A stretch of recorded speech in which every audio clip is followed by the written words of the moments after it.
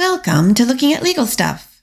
Today we have 8 hearings in a case with a couple where dad is trying to reestablish unsupervised visitation with his son after an alleged DV incident that led to him losing his previously established custody. Dad wants to start reunification therapy with his son and says that mom has been using their son's mental health as a reason to continue to keep his son from him. He says he's done everything the court has asked of him, and he thinks that mom is using any excuse to delay. Mom's lawyer claims that the son's counselor actually thinks dad's visitation should be reduced and not expanded in order to give the child some time to heal. Dad says that the therapist isn't even a reunification counselor and has never even met him. He says she knows nothing about him besides the lies that Mom has told her. Should Dad be able to start reunification therapy now, or does the son need more time? Let's find out. I believe Ms. Williams' motion to amend the temporary family law order, which includes a parenting plan and attorney fees. There was a recent parenting plan that was entered on May 1st of this year, where it's, mother's indicated as the primary custodial parent and the father enjoys residential time with the children or child, Silas, on every weekend, Saturday or Sunday for 4 hours on alternating weekends, and then Wednesday after school to 6 p.m. There was some new additional information provided from Olivia Lovely, and then also the counselor, Ms.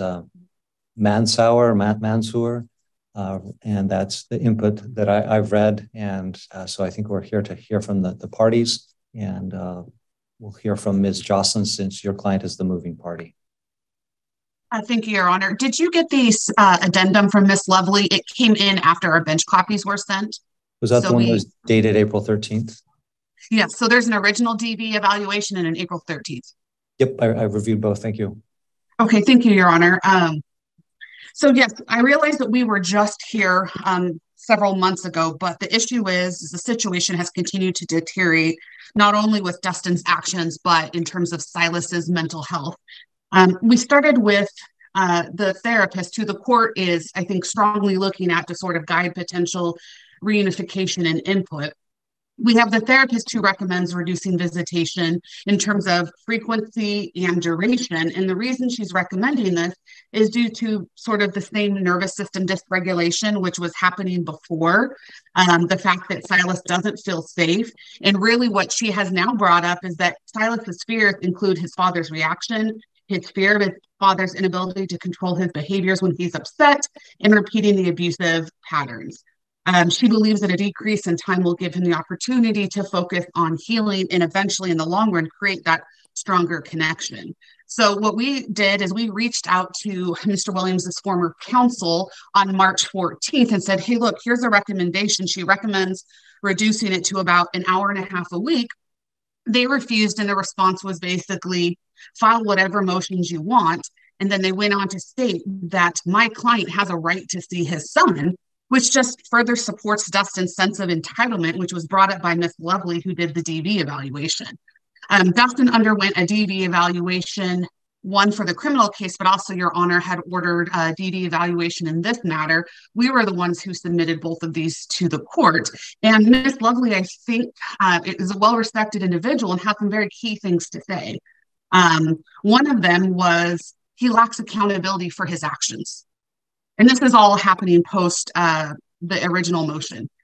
So she had indicated when Mr. Williams first came to her, Mr. Williams's reason why he was there is that he said, I love you on an iPad, but then later said it's a series of misunderstandings. Ms. Lovely was very clear that she recommended a 52-week program for domestic violence with up to 9 individual sessions, and also said that he could benefit from a parenting education program such as Children in Between, and a lengthier program such as active parenting. And she also stated she recommended he attend a parenting class specific to perpetrators of domestic violence.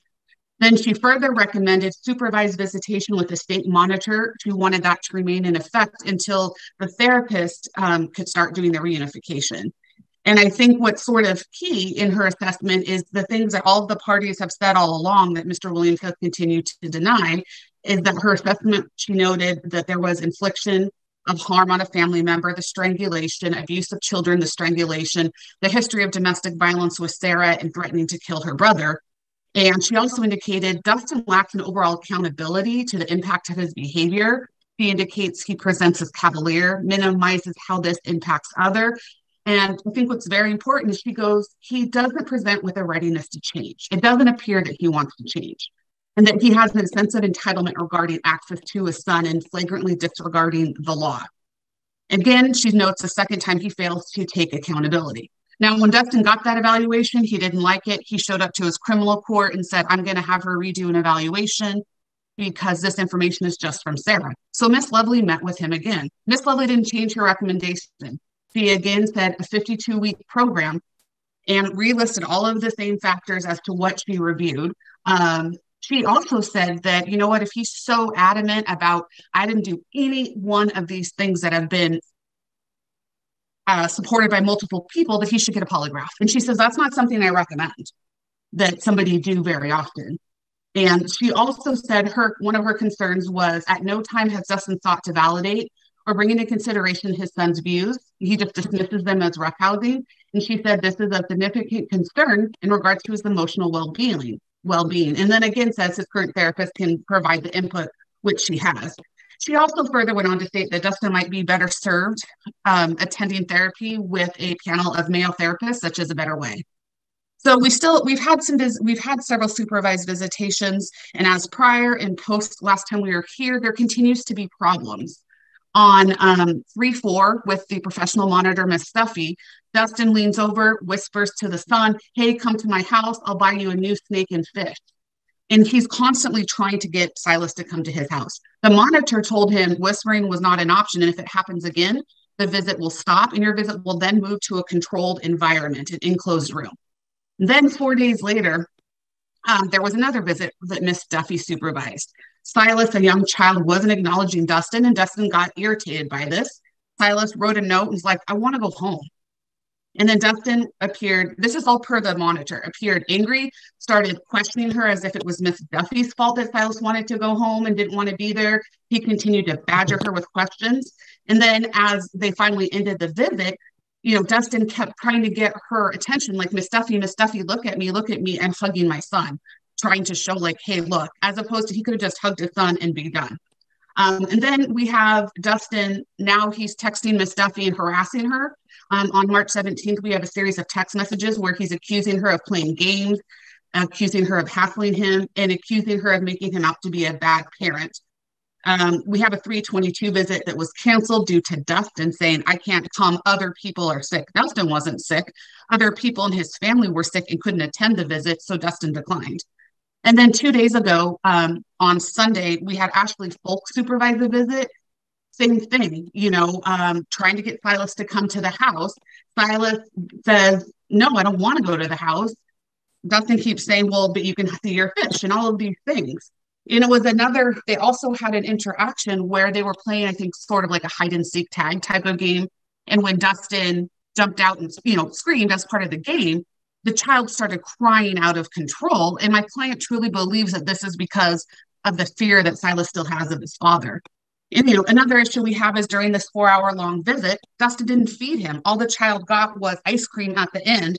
And he was so starving that he ate 3 hamburgers at the end. So we have the therapist recommending a reduction. We have the evaluator who brings up serious concerns regarding Dustin. Dustin hasn't enrolled in any of the programs the evaluator recommends. He hasn't enrolled in any of the programs Your Honor ordered him to do. The vast majority, he had a very lengthy response, and the vast majority of his declaration had nothing to do with our motion, but to things prior to the parenting plan from last time, or things that happened in like 2009. I think the key things, though, that were brought up in Dustin's response was the CPS report and the police report. In the CPS report, Silas accounts the same thing that he's accounted to my client and his therapist, that his dad choked him, that he likes to hurt him, that he's a jerk, that he threw him on the bed, pushed by his neck and pinched him and he couldn't breathe. He tried to tell him. He was sitting on top of him. This child couldn't kick his legs. He started crying. His mouth felt weird and he saw bruises. This is everything that he's told to the police and my client therapist. And I think what's an interesting note is going through the CPS report, the CPS, when they asked the standard questions of involvement, had asked, is there a history of domestic violence? Dustin lied to CPS and said no. When in 2018, Dustin choked Sarah. and she filed a protection order against him, and we provided the case number for your honor. The police report shows the same story that Silas said. And so our request is that your honor adopt the parenting plan that we have proposed today, cancel the review hearing, or at least cancel the current one and set one farther out, and order Dustin to pay $3,000 in attorney's fees and costs within 30 days for us having to file the motion and appear. Thank you. Thank you, Ms. Jocelyn. Mr. Williams? I'm here. Very good. Thank you. What's your perspective, please? Did you get a chance to read over my declaration? I had a chance and I did read over your declaration. Yes. Okay. So basically what I want to start with is Silas's mental health, and the decline has been basically with Miss Minsauer's therapy. And in the beginning, she recommended reunification therapy. And since then, right in the beginning, we've tried to reach out to Jennifer and Sarah to start the reunification counseling, because we could have had 3 or 4 months of reunification going, and haven't been able to do that because they're simply denying it. Jennifer has denied everything we've asked for. With the allegations about the choking, if you look at the police report, it says that there was no criminal intent. I've never been a criminal. I've never had any criminal charges aimed at me like that. So the fact that they want to keep going back to the fact that I choked Silas, you said yourself in the last court case that we had, that you don't see a sense that I was cutting off his airway or had my hands around his throat. Silas even says that in the police report.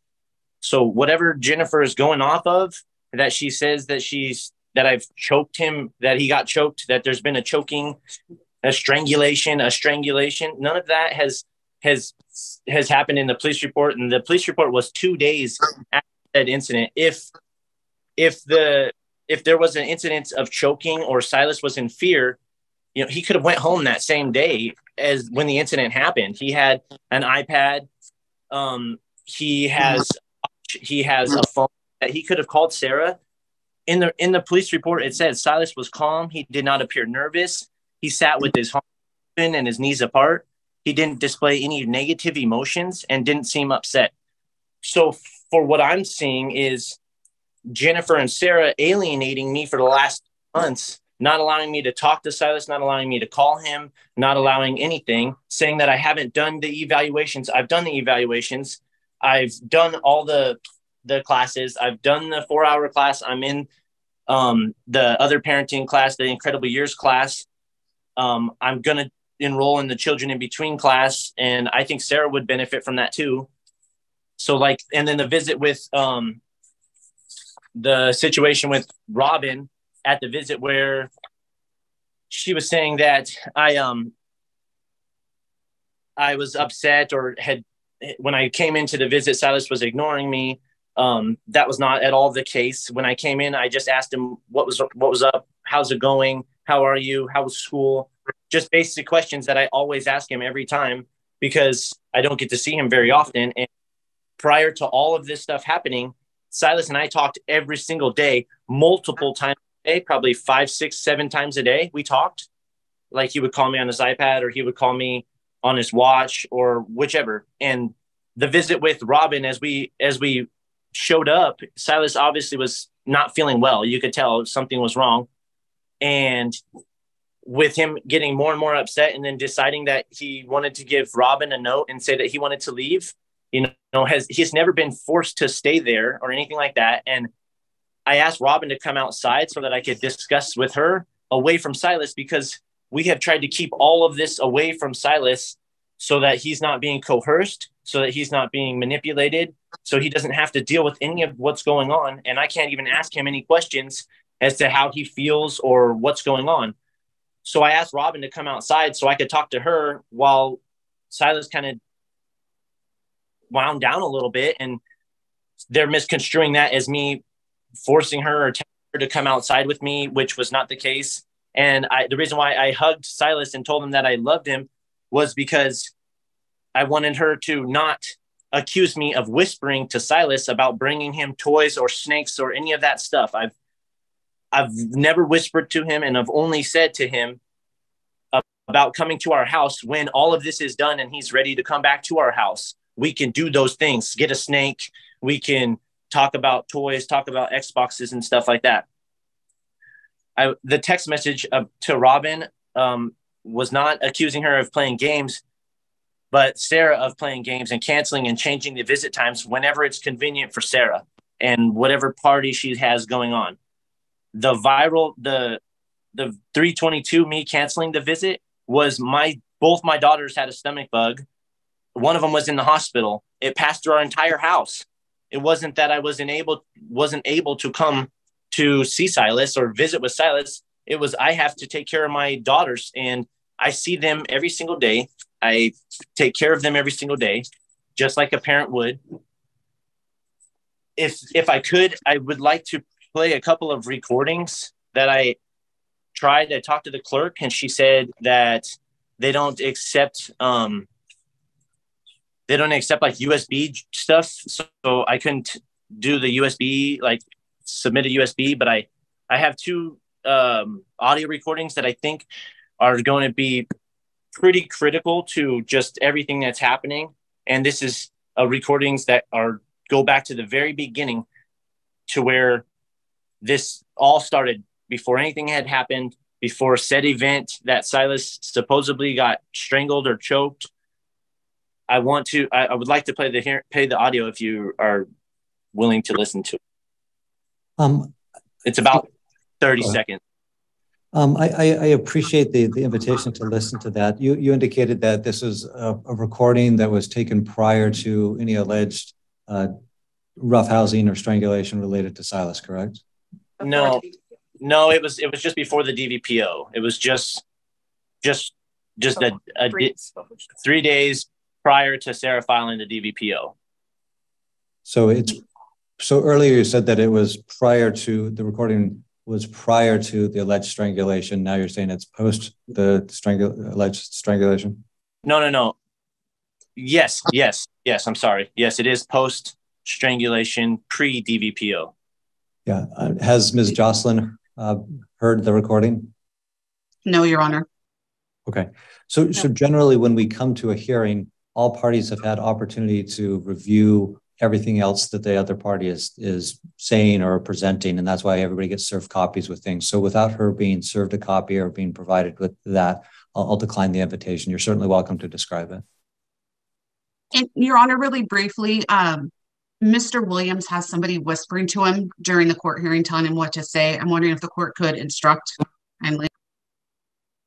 Yeah, and Mr. Williams, you may not be aware of this, that when a party is representing themselves, they are representing themselves. And just like if we were in the court, if somebody's whispering in your ear, I wouldn't allow that. And so, yeah, I did hear that also, that what Ms. Jocelyn had indicated. So that would be improper for that to continue. And usually, the best practice is for people to turn their cameras on so I can see what's going on. And I know some people don't like that, but if it continues to be an issue, I'll require that. But I'm fine with it not requiring it at this point. So I'll decline the invitation to listen to that now, based on the lack of sharing that with the other side.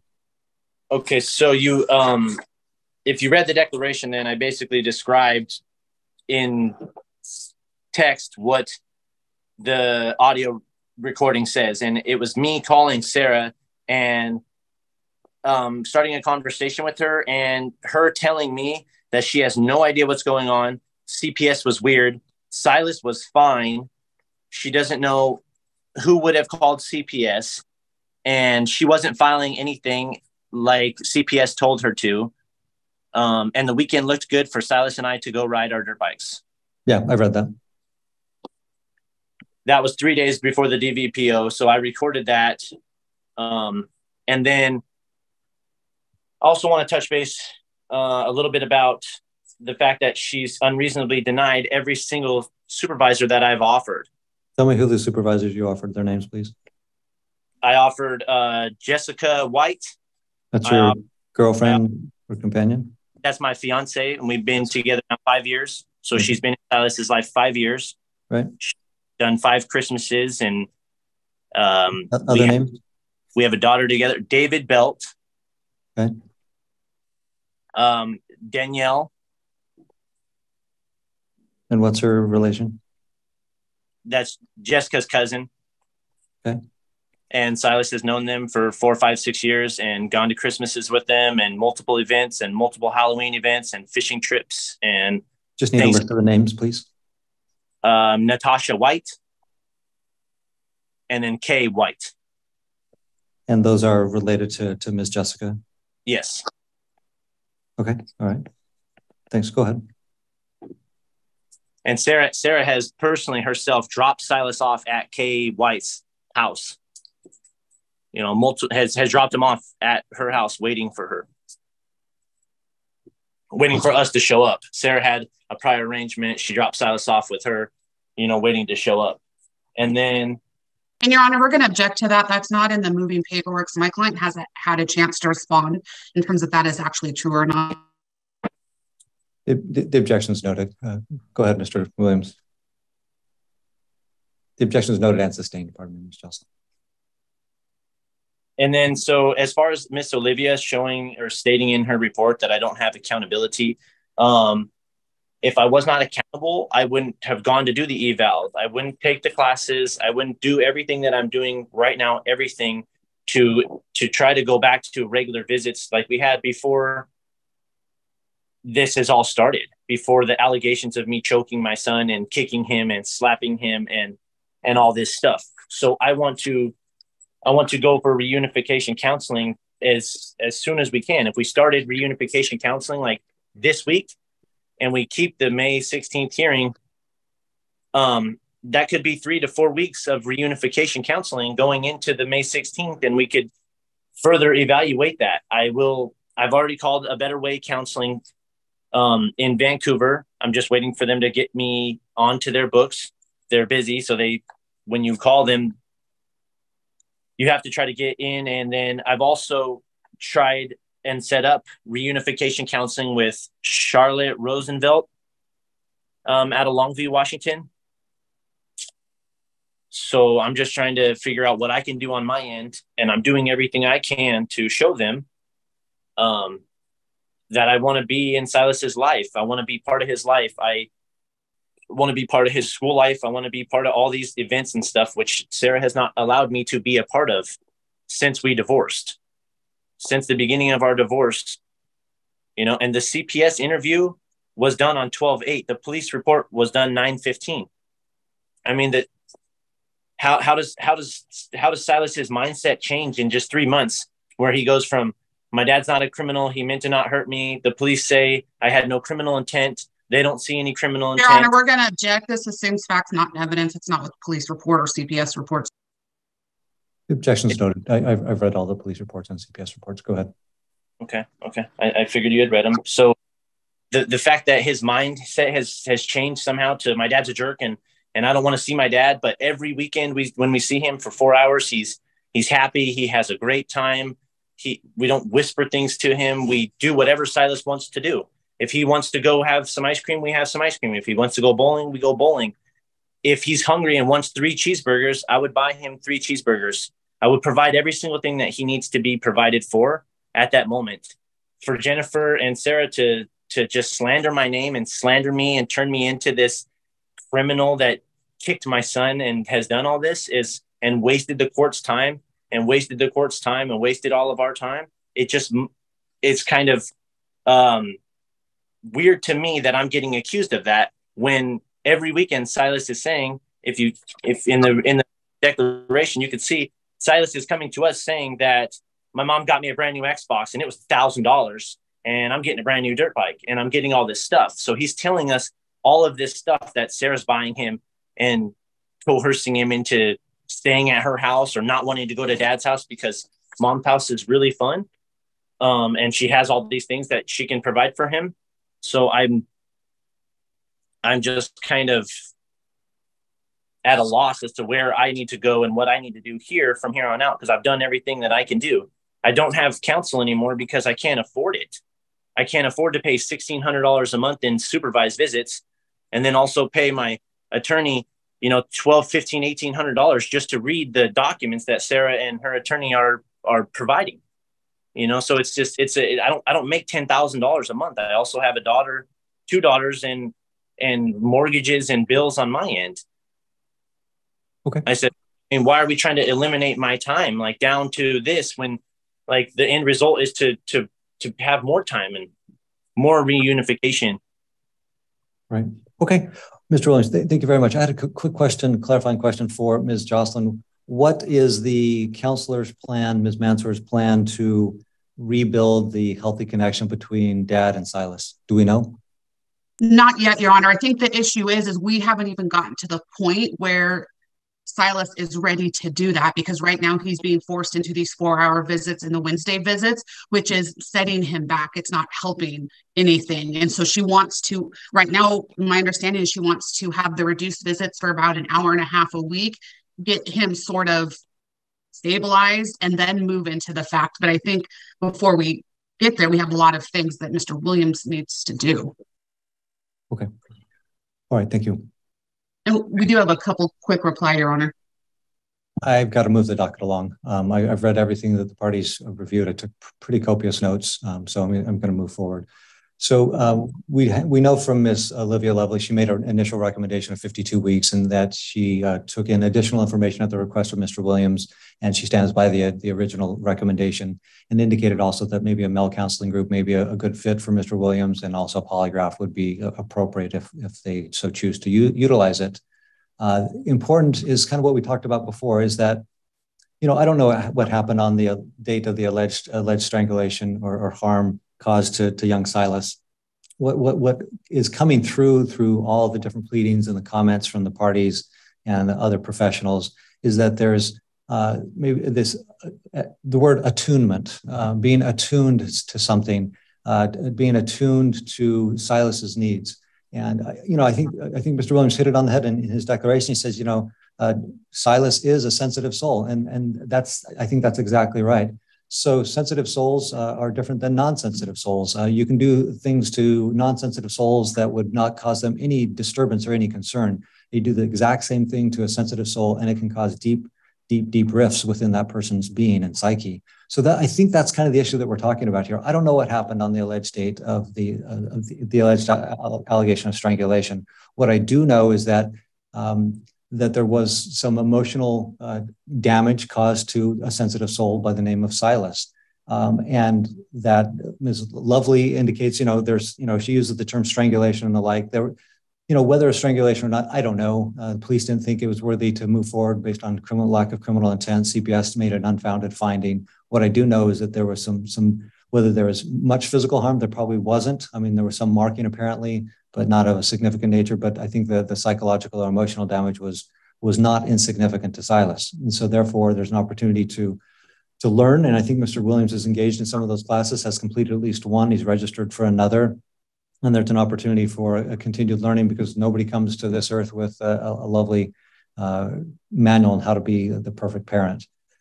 So here, the Ms. Mansour, my main concern here is Silas's best interests. It's indicated from Ms. Mansour or Mansour that she is clearly seeing fear about communicating with his father, about his feelings and thoughts. He's concerned about ability to control of his father, and also about concern about repeated abusive patterns. And those abusive patterns may not be physical. They may be kind of an emotional insensitivity that's there. So she does indicate that there's a clear interpersonal disconnection that needs to be rebuilt and revitalized. And that's why I'm concerned. I want to know what Ms. Mansour's plan is. I don't want to put this off a long time, because that's the issue that needs to be addressed, is that the connection, the relationship between father and son. There's some repair that needs to happen there. There's some changes. There's some sensitivity increases that need to occur, and the like. So the therapist who's seeing this child, I think on a weekly basis, I think it's on Wednesday mornings or something, according to the schedules, is recommending an hour and a half per week, which is a significant decrease in what Mr. Williams is currently enjoying with his son now. And she makes that recommendation because she wants to allow some time and space for healing.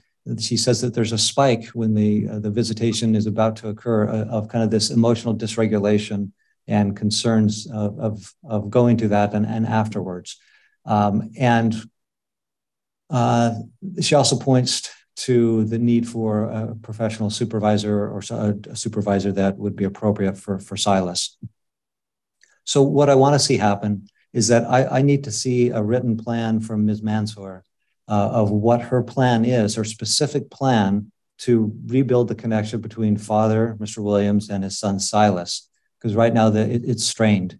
And the source of that, it could be a variety of sources. It could be a variety of inputs. And one of those variety of inputs is obviously the alleged strangulation. Something happened on that day, and maybe before, maybe after. I don't know exactly what happened, but there's something happened with that young man, and it's not sitting well with him that needs to be addressed. So we'll come back on May 30th with the written report from Ms. Mansour, submitted well in advance of that date, probably at least 10 days prior. So that we can hear from her what her plan is to rebuild that healthy connection between father and son. Until then, I'm going to adopt partially the recommendation of Ms. Mansour. I'm going to reduce the visits to 2 hours per week with the same alternating Saturday-Sunday pattern that's been in the past. I'm eliminating the midweek, but it will be, like one Saturday, it'll be 2 hours. The next Sunday, it would be 2 hours, and so on. And so then we will review what the therapist has to say about a specific plan. And on the 30th of May, until that time, I'll finish and then you can ask a question. Until that time, then there'll need to be either a professional state licensed supervisor. The important part here is that it needs to be a neutral third party. And I don't have any issues necessarily with Jessica White being the supervisor. However, there's a clear connection to Dad. There needs to be a party that doesn't have allegiance to the father, because it makes it more difficult to be completely neutral in that situation. And the other proposed parties, there's an indication that there's concerns for criminal history and also kind of that connection, a little too close of a connection. So that's why I'm indicating that based on Ms. Mansour's input, that it be either a state licensed professional supervisor or somebody that has no allegiance, direct allegiance to Mr. Williams, and that could be the maternal grandparents, and also a person named Ashley. So those individuals can serve as those supervisors on that reduced time frame status. Then I'm going to strike the May 16th date. We'll strike that date, and I'll get to your question in just a moment. The DV treatment, certainly, it sounds like Mr. Williams is making inroads to get that going. That's great. I'm denying the request for attorney fees, and that I am requiring the classes, the children in between of both parties, both mom and dad. I think that'll be helpful for Silas. And then it looks like he's completing the he's getting started the Incredible Years, did complete the 4-hour parenting class. So that's my ruling for today, Sarah, and I'll turn the time to the parties if you have any questions or clarification requests. Yes, Your Honor, a couple of things. I know you said that father has been engaging in the DV treatment. He has not. No, he has not. I recognize okay. He's made inroads to make connections to a Better Way counseling. Okay, Your Honor, could you make it clear that father needs to provide us, because we haven't been provided anything to show that he has completed any class or enrolled in anything that you have recommended. So if you could make an order that father is to provide us proof that he's talked to a Better Way, provide us proof that he's enrolled in the 52-week program or any other program you're ordering. And then I just wanted to clarify what classes you wanted my client to attend. Okay. So Mr. Williams did supply a certificate that he did complete the 4-hour parenting class. So that's in the court file. As far as the domestic violence evaluation, the treatment, I think it's appropriate that Mr. Williams sign what's called an ROI, or release of information. So Ms. Jocelyn and her client can not necessarily peer into what's happening, but whether you're compliant or not. So you'll need to sign that. As far as the class that Ms. Williams needs to take, she needs to take the Children in Between class. Thank you, Your Honor. And then just to clarify, we did see that Dad did take a parenting, but Miss Lovely wanted him to take a parenting class with a DV component. And so we don't see that. We also don't see anything that shows that he's enrolled in Incredible Years or Children in Between. Yeah. Mr. Williams has indicated that he's registered, so he'll need to complete the Incredible Years class. And I'm going to hold off on the specific parenting class with the DV component and allow the DV counselor to address any issues in the counseling. Mr. Williams? Yes, Your Honor. I just wanted to, when you said the attuned to Silas, without just being able to call him or talk to him, how do I get more attuned to him? Because they've like alienated me this entire time to be able to not talk to him about the situation or ask him how he feels or what he feels. And like even during our visits on the weekends, I don't talk to him about it or ask him how he feels or anything like that. It's kind of been swept under the rug this entire time. And so with that, I will get Jennifer. I'll get Jennifer the stuff, any evaluations or any classes I enroll in. I will email those over to her. If I say anything to Silas though about the said incident, like if we're at a visit and I'm talking to him and I want to talk to him about it, they end the visits. They will end the visits. Like they'll just terminate him right away. Like, we're not talking about that. But then how am I supposed to talk to him and get through it when Miss Mansauer already in her first report, she recommended reunification counseling start immediately. But and we'll be back here on May 30th to address what her recommendation, her specific plan is to make that happen. Well, what about okay, Tim, thank you, Your Honor. Oh, I sorry, I spoke over you. What did you say? I mean, it's been 3 or 4 months that Sarah and Jennifer have basically alienated me from Silas's life and not allowed me to start reunification counseling, to do any of this stuff. And we never got any background reports back from any of the people that we asked to supervise the visits. And then you said yourself that it's sort of one-sided biased if it's like that. And how can Jessica not supervise the visits, but it can be Sarah's friends and Sarah's mom and dad? Yep, that's exactly right. Okay. That's exactly what I said. Yeah, it needs to be the allegiance part is the key part as far as the supervisor, because I'm trying to balance Silas's needs and him feeling comfortable and protected with the person who's doing the supervision being in a position where they can be objective to a degree. So if they see something that's happening, I want them to be able to intervene and not feel like there may be repercussions or positive or negative of how they monitor that. And then that's more likely to occur if they have a closer allegiance to you. So that's the reason for my ruling on that. So we need to get moving. I just want to make sure if there's any other questions related to the court's ruling here today. You just said if she denied any, you said last in the visits, if she denies unreasonably, she will have to pay for the supervised visit. Yep, that's true. And I made a finding here today that those names that you mentioned, I asked you for the specific names of the individuals that you proposed. I'm making a finding that Ms. Williams did not unreasonably withhold agreement based on the lack of no allegiance and also the criminal record concern. Okay. Hearing no other requests for clarification, we will review this. Ms. Mansour's input on May 30th at 9 o'clock. We've stricken the May 16th date. We'll see everybody then. Yes, Your Honor, I'm here and I see both Justin and Sarah on the line as well. Perfect. Thank you. Our notations will show that they are present. And then Mr. Williams, just make sure that you can hear me. Are you there? Yes, I'm here. Okay, great. Thank you. All right. And also, so we're here we have the input from Ms. Mansour, who is the child's counselor, Silas's counselor, where she gives her recommendations and the like. And then I read Mr. Williams' input related to his desires and thoughts on that. So I'm open to hear from the parties. Ms. Jocelyn, I'll hear your client's position, please, and then we'll hear from Mr. Williams and your position, please. Yes, Your Honor. I'll try to be brief, although I know sometimes I'm not. Originally, I don't know if Your Honor had thought the protection order was set to expire today. My client has filed a motion to renew it. So it has been renewed until the 16th of June. So there will be a hearing on the motion to renew. So the protection order is still in place as of right now. Okay, thanks. So my client is in agreement with what the therapist says in terms of whether or not there's reunification. I think there's just a couple key things to point out. I know Your Honor is very diligent in reading. She states they are not at the point of reunification. We just can't force reunification because somebody wants it. One of the first things she says is there has to be a readiness and willingness on both ends, both with Silas and both with Mr. Williams. And she makes it clear that there's not one on Mr. Williams' part. She says that they need to have prep on both sides, Mr. Williams and Silas's. They both need to do certain things before we can come together.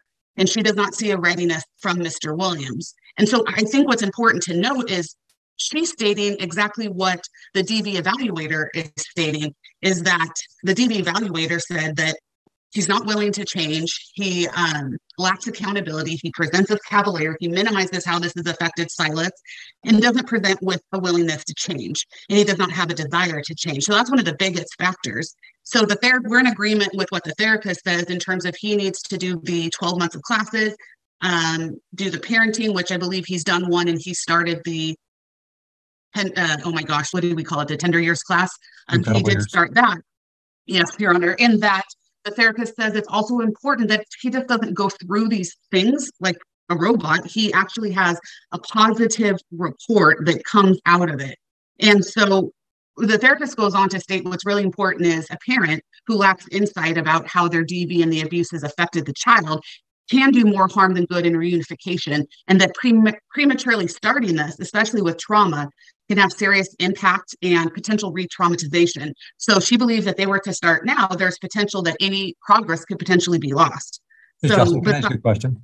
Yes. With Ms. Mansour's recommendations, where she talked about the readiness and the willingness, and then you were giving kind of those quotations about the readiness and willingness of Mr. Williams, do those come from the DV evaluation? So this was back in April or whenever the evaluation occurred. Is that your understanding of Ms. Mansour's understanding?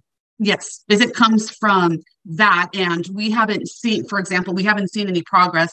I emailed Mr. Williams because you had ordered an ROI so I could get information from the DV evaluator. The only ROI he did was Sarah. And then I emailed the DV evaluator, or not DV evaluator, the therapy, because I think he's done 5 sessions so far. But we don't have anything that says, they haven't given me anything that says where he's at. And so, I think one of the things is if you look at Mr. Williams's response, his response takes in no consideration in terms of what the therapist has said. It's honestly all about me. I should see my son. Therapy should start right now. This is a therapist he's never even asked us about. He's never emailed me and said, hey, let's look into this person. We don't know who they are. But the fact that his response completely ignores what the therapist says is right in line with what Miss Lovely said in her DV evaluation, is that he has a sense of entitlement. So it's regarding his son. So it's not about change, it's a sense of entitlement. And so we're asking that that the current plan as laid out by the therapist be into place. If Your Honor wants to potentially appoint, I think maybe another option would be if they want to potentially point a reunification person to talk to also get their opinion, we could do this as well. But the key issue is we start the process now with Mr. Williams not being ready to change and the child not ready, then we're going to have significant, re-traumatization. And I think it's quite clear, like even in our petition to renew the protection order, all of the issues that are continuing to happen with lay supervisors, professional supervisors, that this anger and this sense of entitlement is not being changed. I mean, maybe if he's in individual therapy, it'll eventually change. But I'm just going with the therapist's recommendation, the professional recommendation, who says it's not ready and Mr. Williams needs to do certain things first. Thank you, Ms. Jocelyn. Thank you, Your Honor. Mr. Williams, be interested to hear your input. Okay, so I just wanted to first off go on to the fact that I have done everything I've needed to do. I am willing to change. Jennifer's stuck on the fact that I'm not willing to change. I've done 8 classes, not 5. I've sent all my reports in. I've turned my declaration into the court. So I just wanted to reiterate some stuff here. Ms. Mansour recommended, I feel that her recommendation is just biased based on what Sarah has told her. Sarah has told her, and going on from what Silas has in therapy.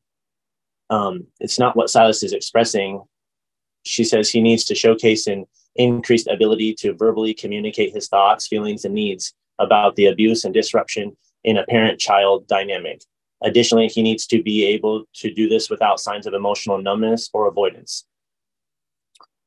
My son's been the one stuck behind all of the suffering, all of this time that we've been doing all of this. Sarah hasn't tried to build a relationship back or heal my son, but instead she's just trying to just everything possible to eliminate me from being reunited to him. I've tried to do everything I can on my end because of Olivia Lovely saying, I'm not willing to change. I'm not willing to do this, not willing to do that. That would be me not going to any classes or not even trying. And I am. Miss Mansauer's under the impression as of May 20th, when she wrote the report, that I had not started any classes. And so they're telling her that I haven't started any classes. So had she known that, maybe her evaluation or her recommendations might have been differently. It's just different to me that she's influencing me against welcoming an abusive parent back in his life, but I have completed all of this stuff. And you said last time we were in court that you don't show signs of abuse. It's just my attunement to his emotional state because he's a sensitive soul. So I'm learning throughout my stuff on how to become sensitive. And what's that? It sounds like switching over maybe to, we don't even have auxiliary power yet. Yeah. Things were going so well. Can you still hear me? Yeah. Want a carrot? No, I'm okay. Snack time. Can you still hear me? Hello?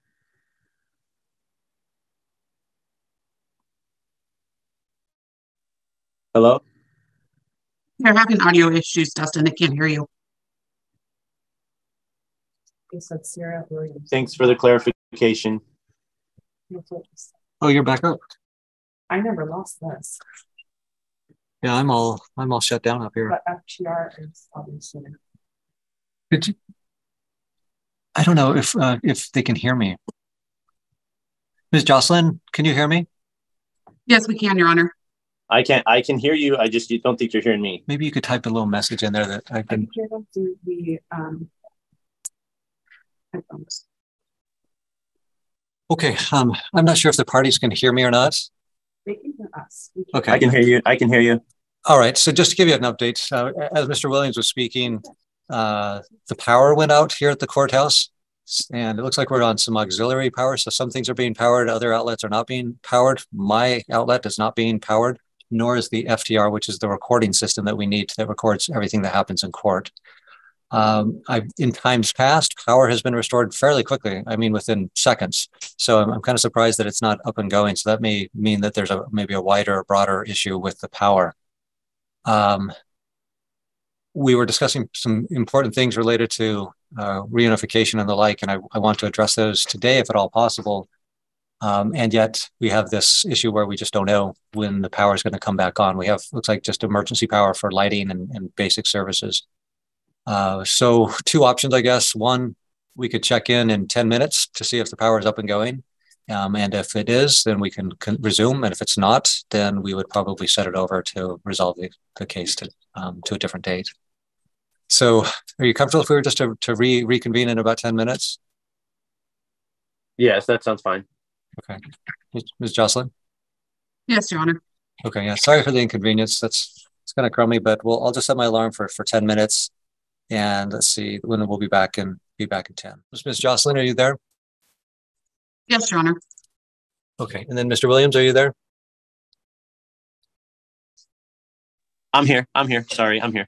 Okay, great. Well, I apologize. It looks like we're still in the same situation. We understand that somebody cut a line working outside the Hall of Justice. And so I think because of that, it's not going to be a quick process, a quick turnaround. We're still on auxiliary power. I'm still unable to power up, and the FDR, the recording system, is not operational because it has no power. I really apologize for the delay and the difficulty with that. I want to just double check with the parties to see if you'd be available next week, and we could call it first thing on the docket so you didn't have to wait. So June 13th at 9 a.m. if you're available. We are available, Your Honor. Would it make more sense to the court to do it the following week? Because then we'd have resolution on the protection order. Oh, that's a good thought. Mr. Williams, on June 20th, would you be available? The 13th, yes, I'm available. I would like to just get this matter resolved as soon as possible, because just the clear cut, slandering me and just trying to break me down. I've done like, 8 or 10 classes. I've done everything I need to do as far as what the courts have asked me to do. Your Honor, I'm going to object because one, he hasn't. The proof he sent Friday was 5. So I think for judicial. I agree. I have to be cautious because we're not on the record, and so we need to be having things recorded. Right. So any substantive argument, we need to. No, I'm not arguing that. So let's do this. Does the DV? So yeah, with Ms. Jocelyn's suggestion, as far as June 20th, I'm going to set it over to 1 week because I think this issue needs to be resolved, and I recognize we'll have to come back the next week also, but we would have had it resolved today, and I think it's appropriate that we just resolve it as soon as possible. So let's come back on June 13th at 9 a.m. and I'll call your case first. Thank you. And Your Honor, can we also instruct Mr. Williams to do the ROI for the DV classes, as you stated, so we can converse with him directly, and then there's no mistake about what he's done or not done? Yeah, any response to that, Mr. Williams? So I told Stacy McFadden, she's the domestic violence counselor. She said that that's not a normal practice that she does. So she's given me all of the reports and asked me to, then forward the reports to whoever I need to forward them to. For the Clark County case, she just emails them right to the court at info@cityofbattleground.org. They've gotten all my reports. Judge Wheeler has said I'm 100% in compliance.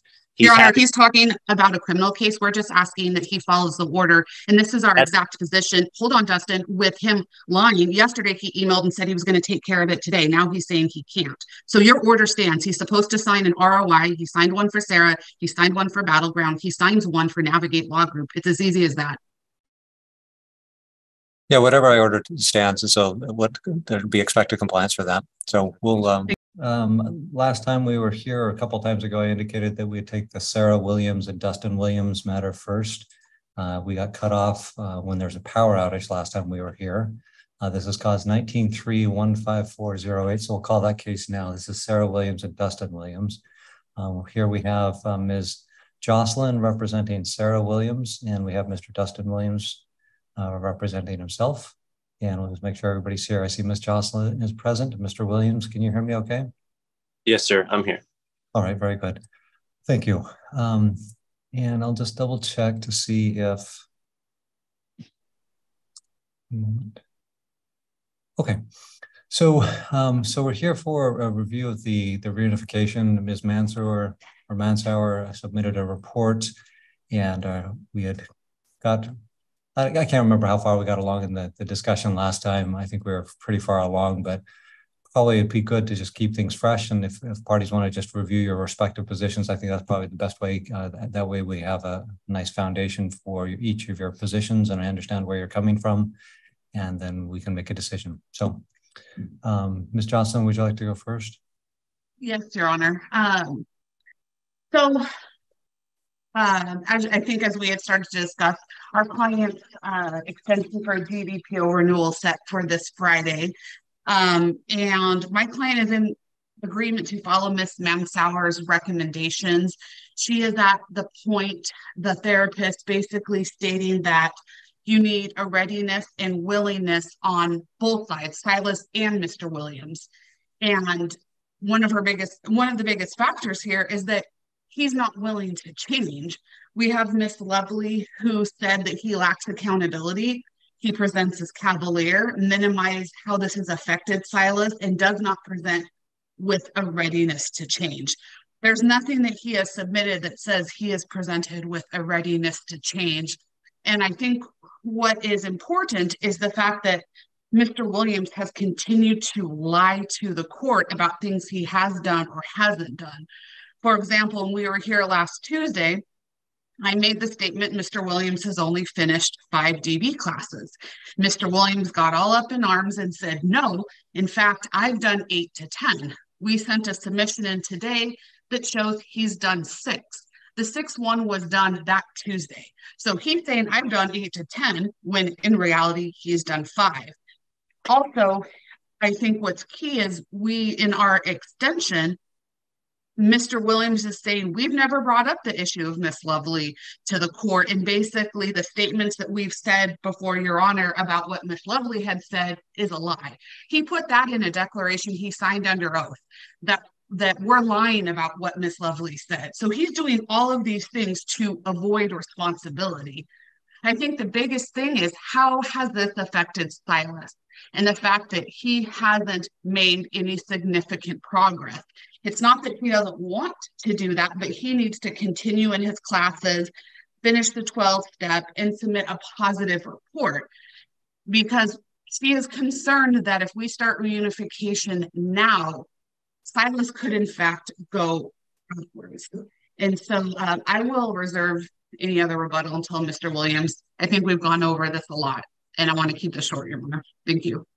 Thanks. Let me just to clarify, Ms. Jocelyn, your client's position is that based on Ms. Mansauer's report, that if reunification counseling were to begin now, there's a distinct possibility that there could be retro or backsliding on Silas, and it could be damaging to him. Does that take into account the reunification counselor is going to be sensitive to that reunification counseling could start, but there's no actual contact between father and the son until the time is ready and willing, if you will, is right?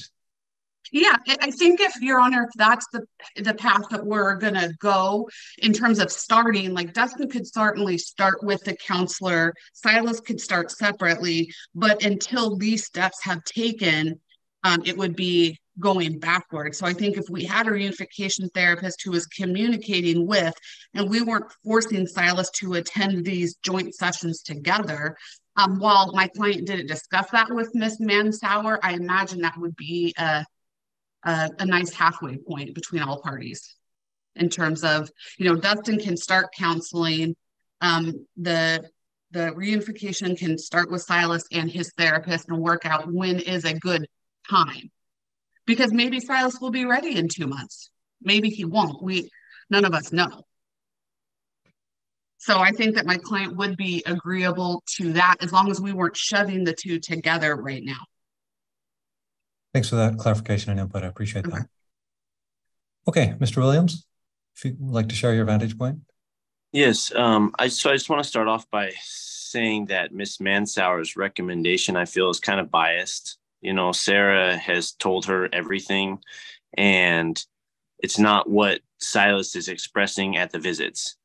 I have in quotation, he needs to showcase an increased ability to verbally communicate his thoughts, feelings, and needs about abuse and disruption in a parent-child dynamic. Additionally, he needs to be able to do this without signs of emotional numbness or avoidance. Silas has been stuck behind all this suffering. Sarah hasn't tried to build the relationship back and heal him. Instead, she's doing everything she can to just keep me away from him and reuniting us. Every one of our visits, he runs up to me, jumping in my arms, kissing me, hugging me. He's 10 years old, and he jumps in my arms still. Just this last Sunday we saw him. He ran up, jumped up in my arms. We had a great breakfast. It was just an amazing time.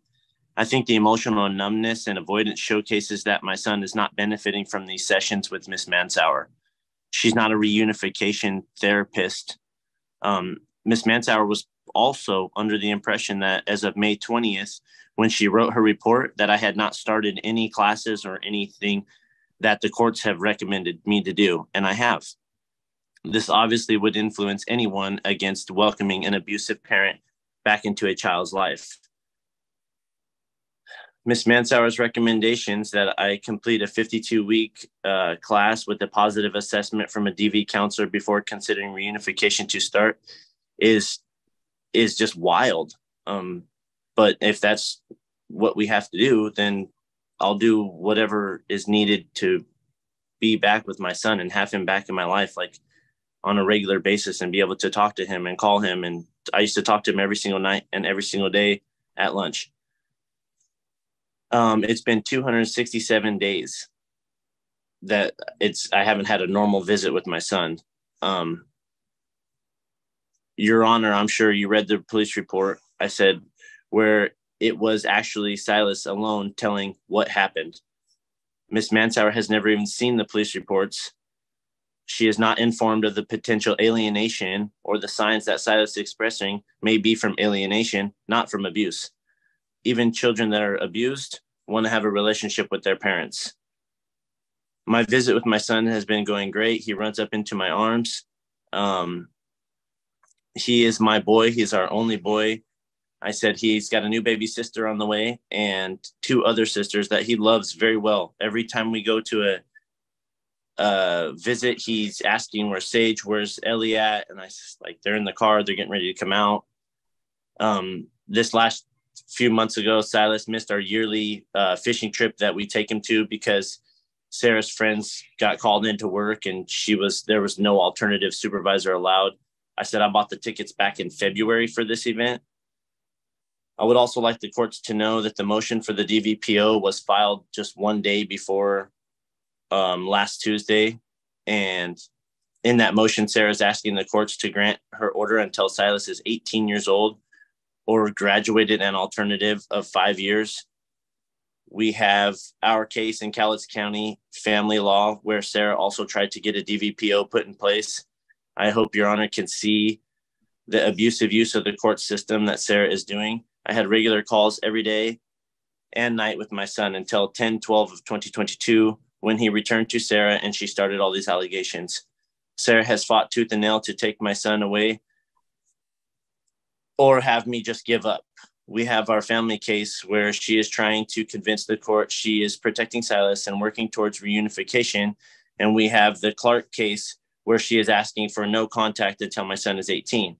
It is clear to me that Sarah's end result but she has made very conflicting decisions in what she is doing.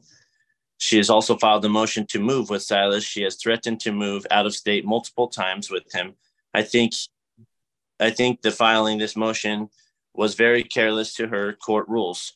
She knew on May 4th and before that, that she needed and had the intent to move. She even said she had ongoing problems with mold in her land, and her landlord had been trying to find somewhere for her for over a year because housing is hard to come by.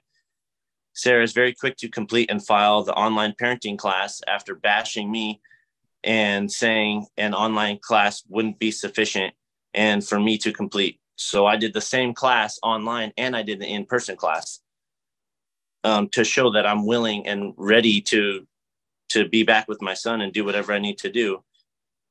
I just want what's best for Silas, and having both of his parents in his life on a regular basis is what's best. Jennifer says to the court multiple times that Ms. Mansauer's recommendation clearly states that I am not ready, but she gives no statement saying that Silas is not ready. Jennifer and Sarah are so busy trying to make me out to be the bad person, they're not even focusing on how Silas is truly feeling. Sarah files a motion to extend the protection order until our son is 18 and graduated or a 5-year alternative. I think this shows her abusive use of the court system. And she's going against letting Silas be reunified and doing what she can to not co-parent and make things more difficult. She states in her order for protection, she has no burden to prove. She has a fear of harm for her or Silas by me. Yet Silas has been going through all of this because of the fear Sarah is saying she has. Okay. Thank you, Mr. Williams. Appreciate that input. Ms. Jocelyn, do you have just any brief reply? Yeah, really brief. Again, Your Honor, just showing the mistruths by Mr. Williams. My client hasn't filed a motion to move. In fact, she just relocated to Kalama, which is actually closer to Mr. Williams. She's not moving out of state. In our DVPO, we're not asking for no contact. We're asking to extend the DVPO under the same terms, which of course has a carve out for whatever Your Honor orders for visitation.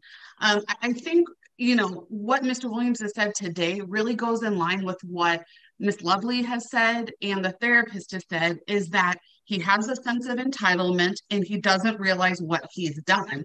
He states that, oh, Silas comes and runs up and hugs him, when in fact we've submitted multiple declarations from supervisors, one in October stating that he assaulted his son. Then we have the recent one we just filed where there was 2 incidences in May where Silas had fallen down, gotten hurt, and basically Dustin lacked zero empathy towards that situation. In terms of, you know, the numbness and ready, Dustin's not a therapist. The therapist is saying this is what is happening or could happen. And she clearly stated that she doesn't think Silas is ready. Mr. Williams thinks, oh, she never said that. She said it in the first paragraph, that there has to be a readiness and willingness on both ends. And so for that, we're going to ask to follow the recommendations. I do understand if we do at least we start the process and everybody works together, but we don't want an order that Silas is forced into physical or online reunification with him until he's ready. Thank you. Great. All right. Thank you.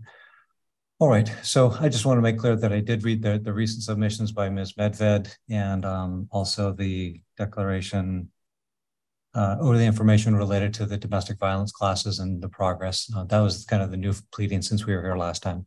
So Ms. Mansauer, she did emphasize the readiness and the willingness. Those are kind of her two-pronged concerns. There's some things that still need to be worked on and abilities to be manifested by the young man. She opined that Mr. Williams is not ready for the reunification process based on some certain concerns she has related to the domestic violence assessment. And then so she makes some recommendations of continued treatment for Silas and some conditions that he would be able to fulfill, and that she wants Mr. Williams to complete the 52-week DV program. And that DV provider basically says, hey, he's ready and he's willing to make change and the like. So we know that Mr. Williams has started a domestic violence class. He's completed six classes. There may be 7 by this time. He's completed a Children in Between class. He's completed started the Incredible Years class, should be done in August, and completed a 4-hour online parenting class. So obviously both parties have some pretty strong feelings and a lot of emotions tied up into this for very good reasons. That we're talking about a child, their child. And so my sense is that, number one, it seems unreasonable to have a condition that there be a completion of 52 weeks of domestic violence classes before any reunification starts. I think it's unreasonable. Humans are not static. They tend to be dynamic.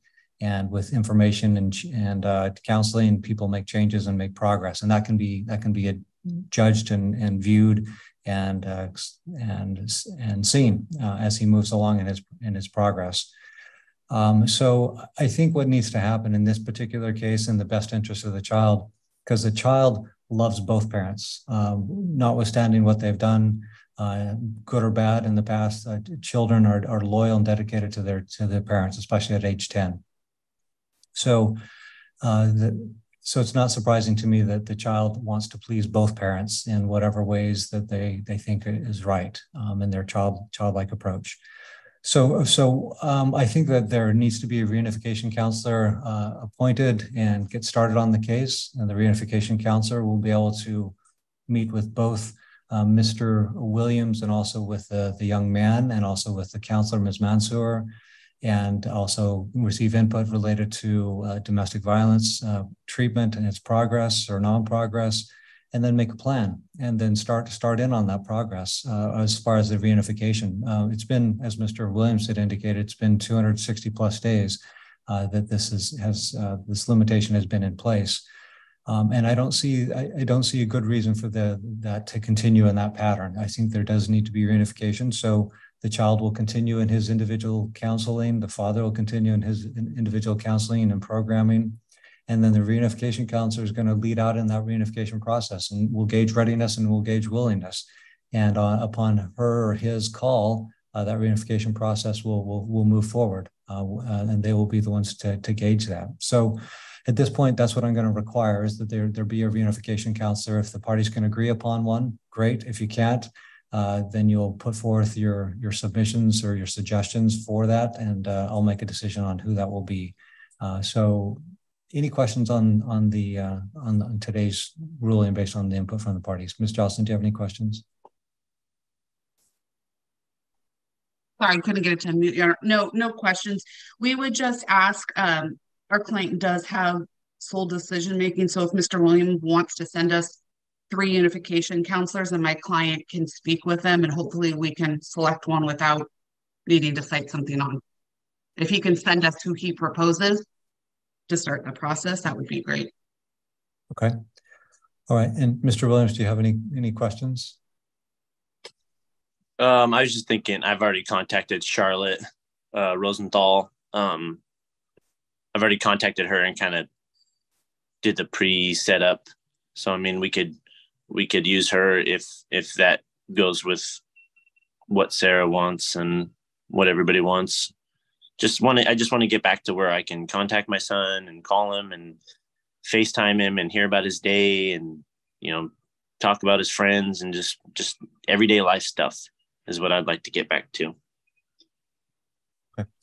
All right. So it sounds like so there's that kind of lead out in the discussion between the parties as far as selection of the counselor. If you can come to an agreement, great, and then that process can get started, and whoever that counselor is, they can start the process.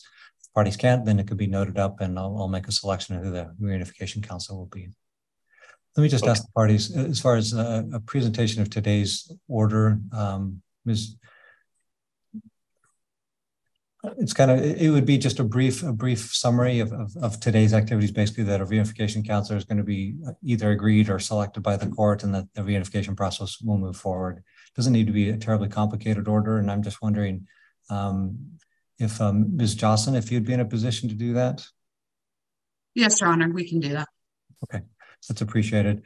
We'll set this for a presentation 1 week from today. No need for the parties to appear if it's agreed and signed off on. But we'll set it over 1 week to the 20th of June for presentation on the order from today. And if the parties have it or agreed on that and signed, then we strike it from the docket. Thank you, Your Honor. Great. All right, that'll complete the case for today. Thank you. Representing Sarah Williams, I see Ms. Jocelyn. And Good morning, Your Honor. Good morning. Is your client, Ms. Williams, here today? She is, Your Honor. And I believe Mr. Williams is also present on Zoom. Okay, Mr. Williams, are you there? Yes, Your Honor, I'm here. Okay, great. Welcome, everybody.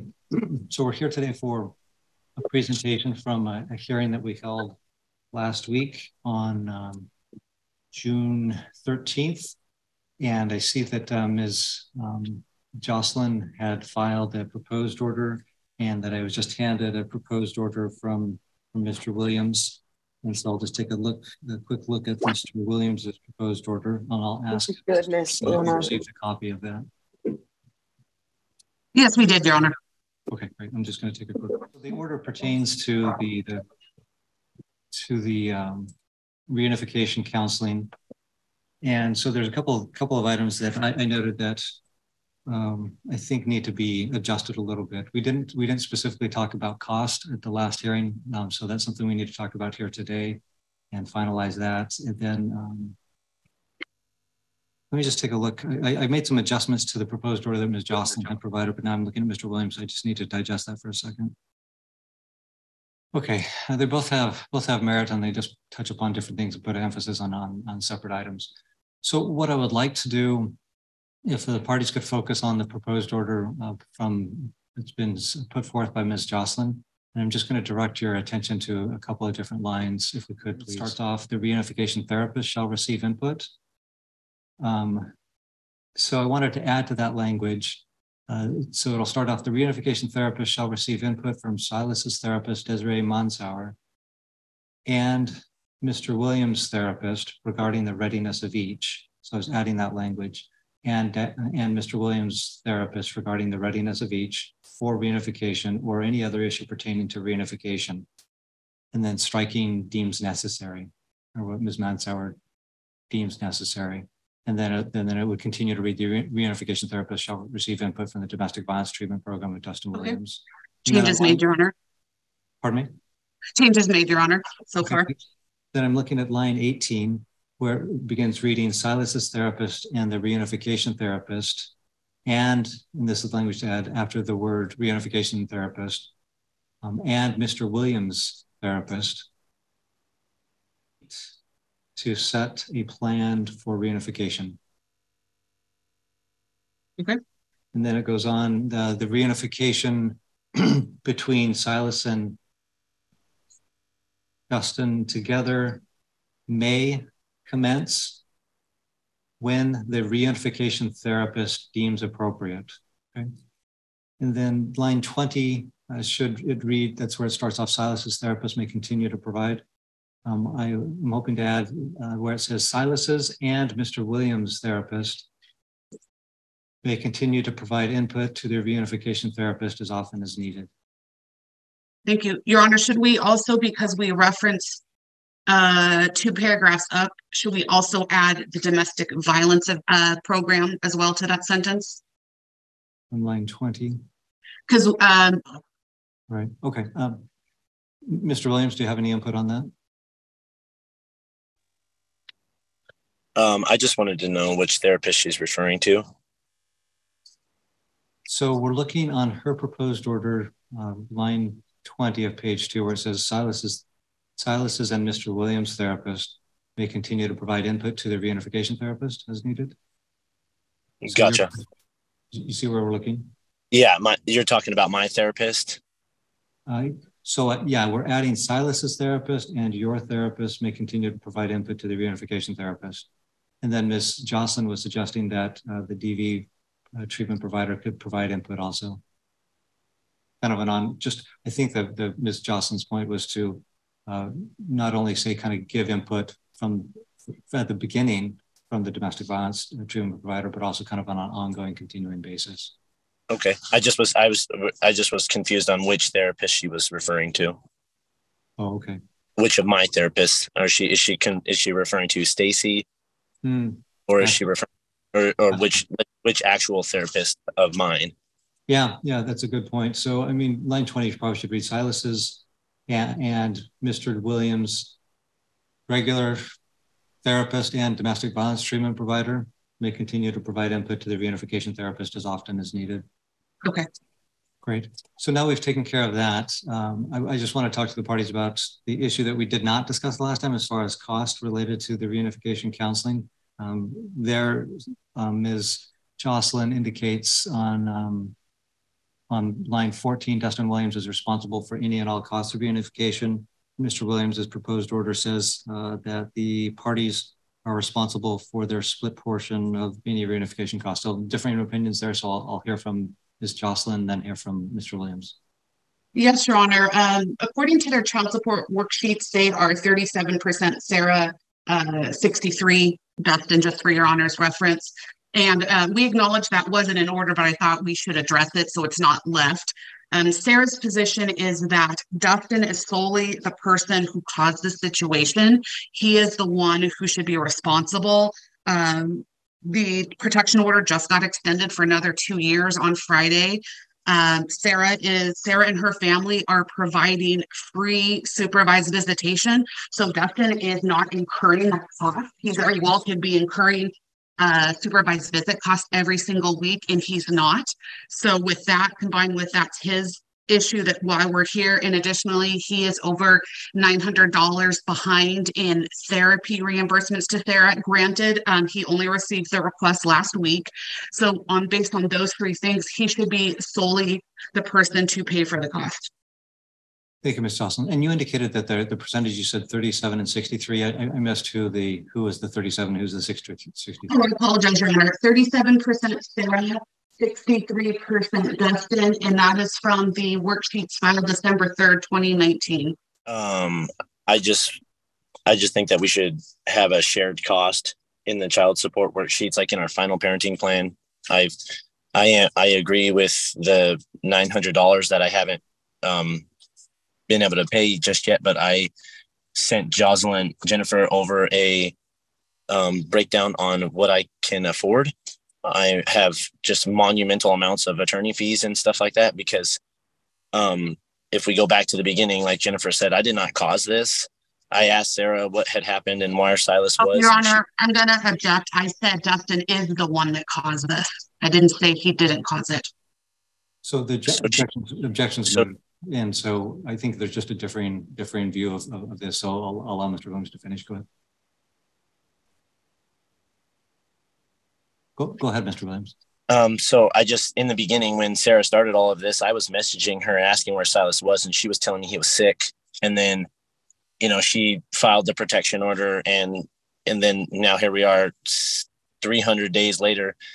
I don't see Silas but for 2 hours at a time. I spent the first probably 200 visits or 200 days that we didn't see him. I think it was like 30 weekends that we paid for supervised visits, and it was almost $300 every weekend. That was $1,200 a month just to see Silas for a couple of hours on the weekends. I mean, I've tried everything I can. I'm working 60, 70 hours a week. I've also got 2 daughters, one of them 7, one of them 3. We've also got a new baby on the way that Silas is very excited about. We just took him fishing this last weekend. I just wanted to propose that we share the cost, like as proposed in our child support worksheet in our final parenting plan, the 37%, 67%. I agree with that, but me solely paying for the whole entire thing just doesn't seem ethical or fair, because I am trying my best personally to keep my head above water right now. So. Okay. All right. We just have a quick comment, Your Honor, regarding the supervised visits. Again, Mr. Williams is not telling the truth to the court. He's only paid a handful of weekends for the supervised monitor. It's been since March since he's had one. Miss Duffy's not doing it anymore. Sarah has been having her mom mostly and her friend Ashley Folk do it. So he has not spent the first 200 days with a monitor. That is incorrect. He has barely spent anything on a monitor. He is the one who choked Silas. He's the one who has a protection order. He is the one who has a protection order extended for 2 years. He is the one who caused this situation. Yes. There was an objection raised, and so I just need to hear the objection. Well, I'm not the courts, Your Honor. It's been like 37 visits, and she said March. I apologize. So usually when an objection, there's just a short, succinct reason for the objection. I rule on that. If there's disagreement with what's being said by the other party, then you'd have opportunity when she's finished to share that information. It's human nature to kind of jump in and address those points with which we disagree, but I'll allow her to finish. And then if you have any disagreement, then you can express that when she's finished. Okay. Go ahead, please. Oh, Ms. Jocelyn, you're muted, sorry. Apologies. As we've seen time and time again, Mr. Williams is not forthcoming to this court. He just made a statement that for the first 300 hours, then he said 200 days, he has paid for a monitor. That's not in fact true. And so him saying, look, I spent all of this, certainly if he wants to file a motion after, if Your Honor makes an order that he is to pay and can prove all of these expenses, but he hasn't paid for 200 days worth of monitor. My client's family has volunteered to do it, so he doesn't have to have a cost. They've done it so Silas is more comfortable. Looks like your mute went on. Oh, I don't know why. Are you pressing the space bar maybe, or looks like it's muted again? It keeps hitting mute. I'm going to stop touching things.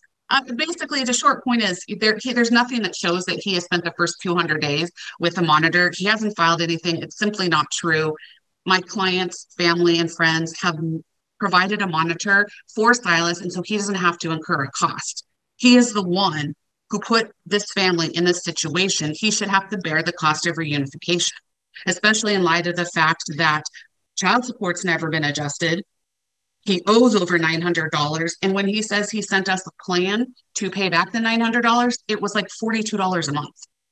Sarah is incurring hundreds of dollars a month already in therapy by herself. He should have to solely pay, or at least solely pay it up to a point. Thank you, Ms. Jocelyn. I'll give you just a few moments, Mr. Williams, to respond.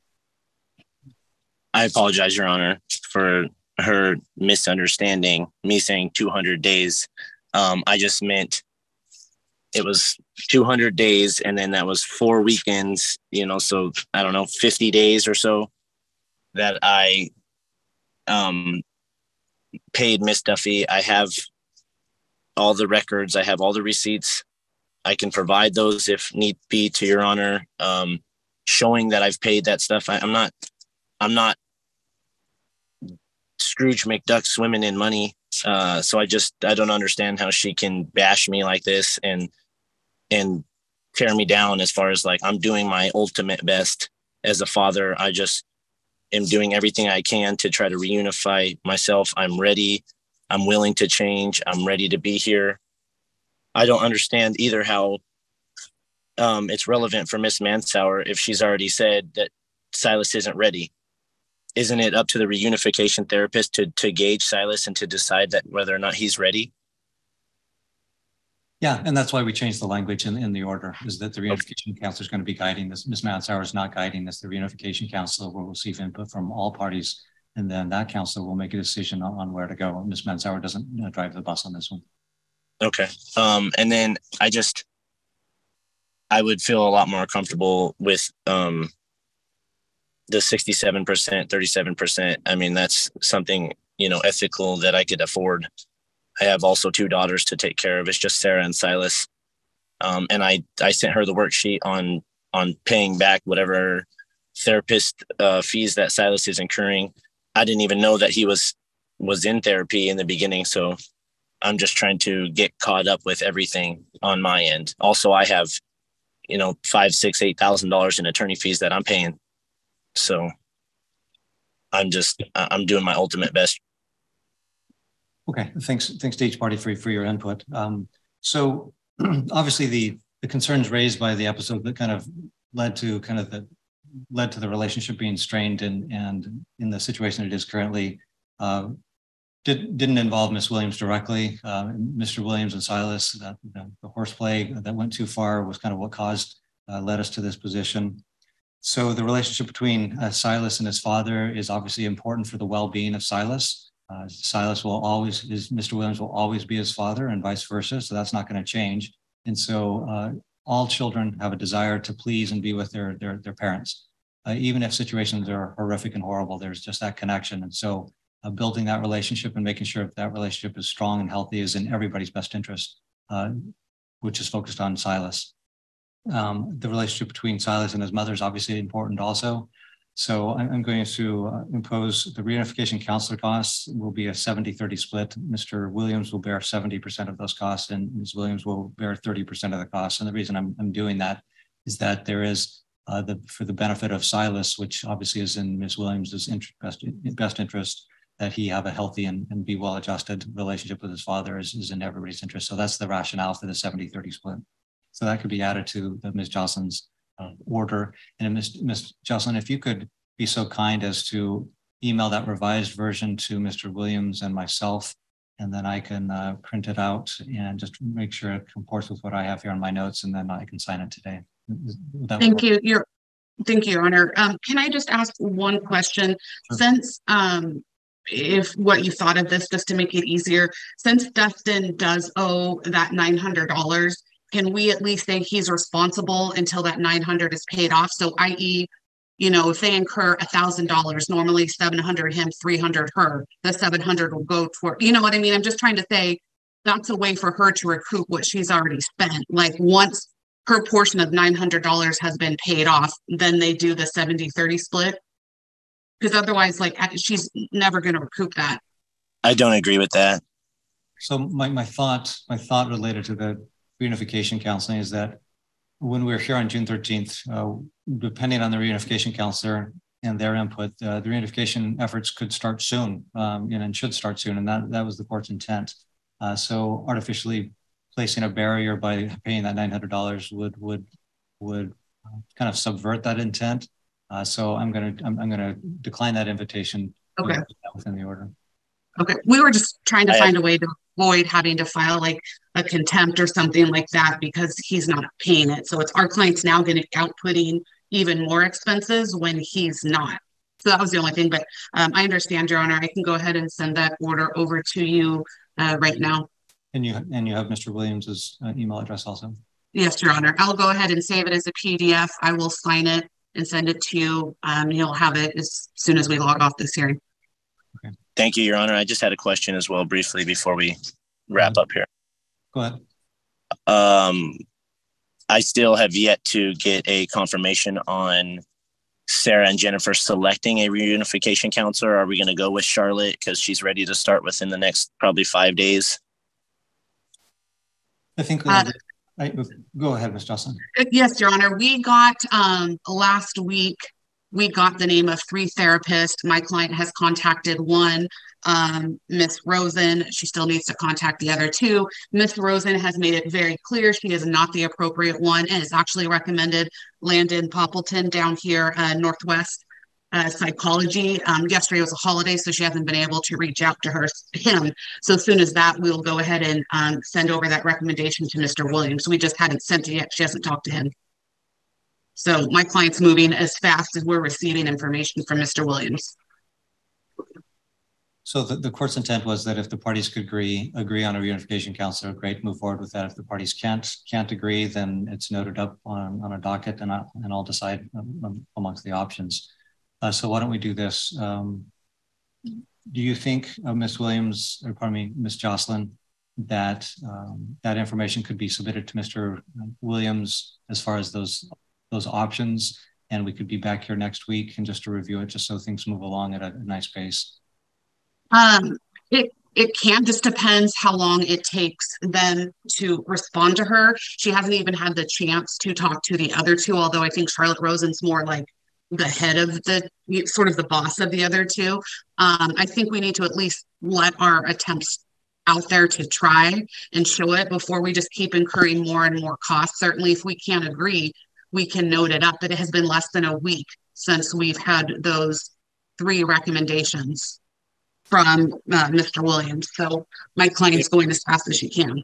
Your Honor, I had a face-to-face meeting with Charlotte, and I explained the situation to her, and I brought all the stuff to her. So part of me is not, I don't believe Jennifer, as far as her saying that this is not a case for her. She seemed really happy about it. She seemed very, very willing to take on our case. She seemed like, I've been doing this a very long time. I cannot wait to meet you and meet your son and get some unification going. So I would like to see those emails from Charlotte as far as her saying that she's not the person for it, because I've spoke to her, like I've had a couple face-to-faces with her and spoke to her several times on the phone leading up to this, because I'm willing and ready to change. I'm trying everything that I possibly can to show Jennifer, to show Sarah, to show the courts that I'm willing to do whatever I have to do. If I had $1 million, I would just pay everybody and everybody would be happy and we would all just do what we need to do. Okay. Your Honor, it wasn't an email. I'm not going to belabor the point. The court's intent is that this move quickly. It doesn't mean the reunification council is going to move quickly, but that the reunification council be selected promptly. We'll set this for a review next week. I anticipate the parties will have agreed. If not, you'll present 3 options and I'll make a decision. So we'll see everybody next week, June 27th. I watched the entire 2-hour stream for June 27th, 2023, and there's no sign of a hearing in this case, even though the records say that there was one. So we'll now jump ahead an entire year to June 18th, 2024. There were no other hearings during that time. I guess no one filed a motion until now? But jumping ahead a year will hopefully give us a better idea if one side is being more difficult than the other. Thank you, Your Honor.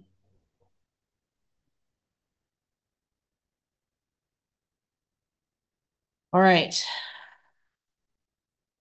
Williams and Williams. It's the next one on my list. 19-300-154-08. Good morning, Your Honor. Jennifer Jocelyn for Sarah Williams, who is present via Zoom. Right. And we have, I believe, Dustin Williams is present.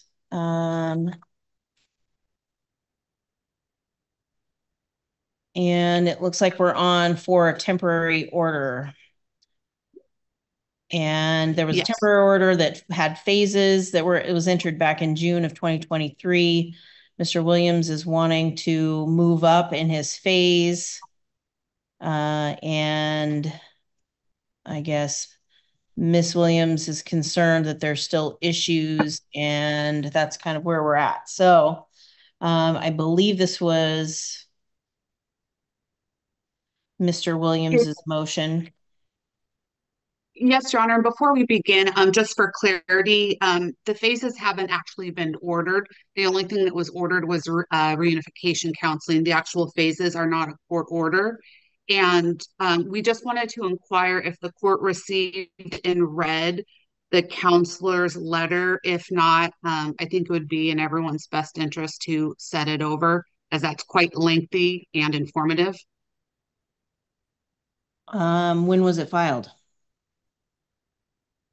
It was, I just got it back Sunday, so it was filed Monday and served, and we sent it down with a second set of bench copies.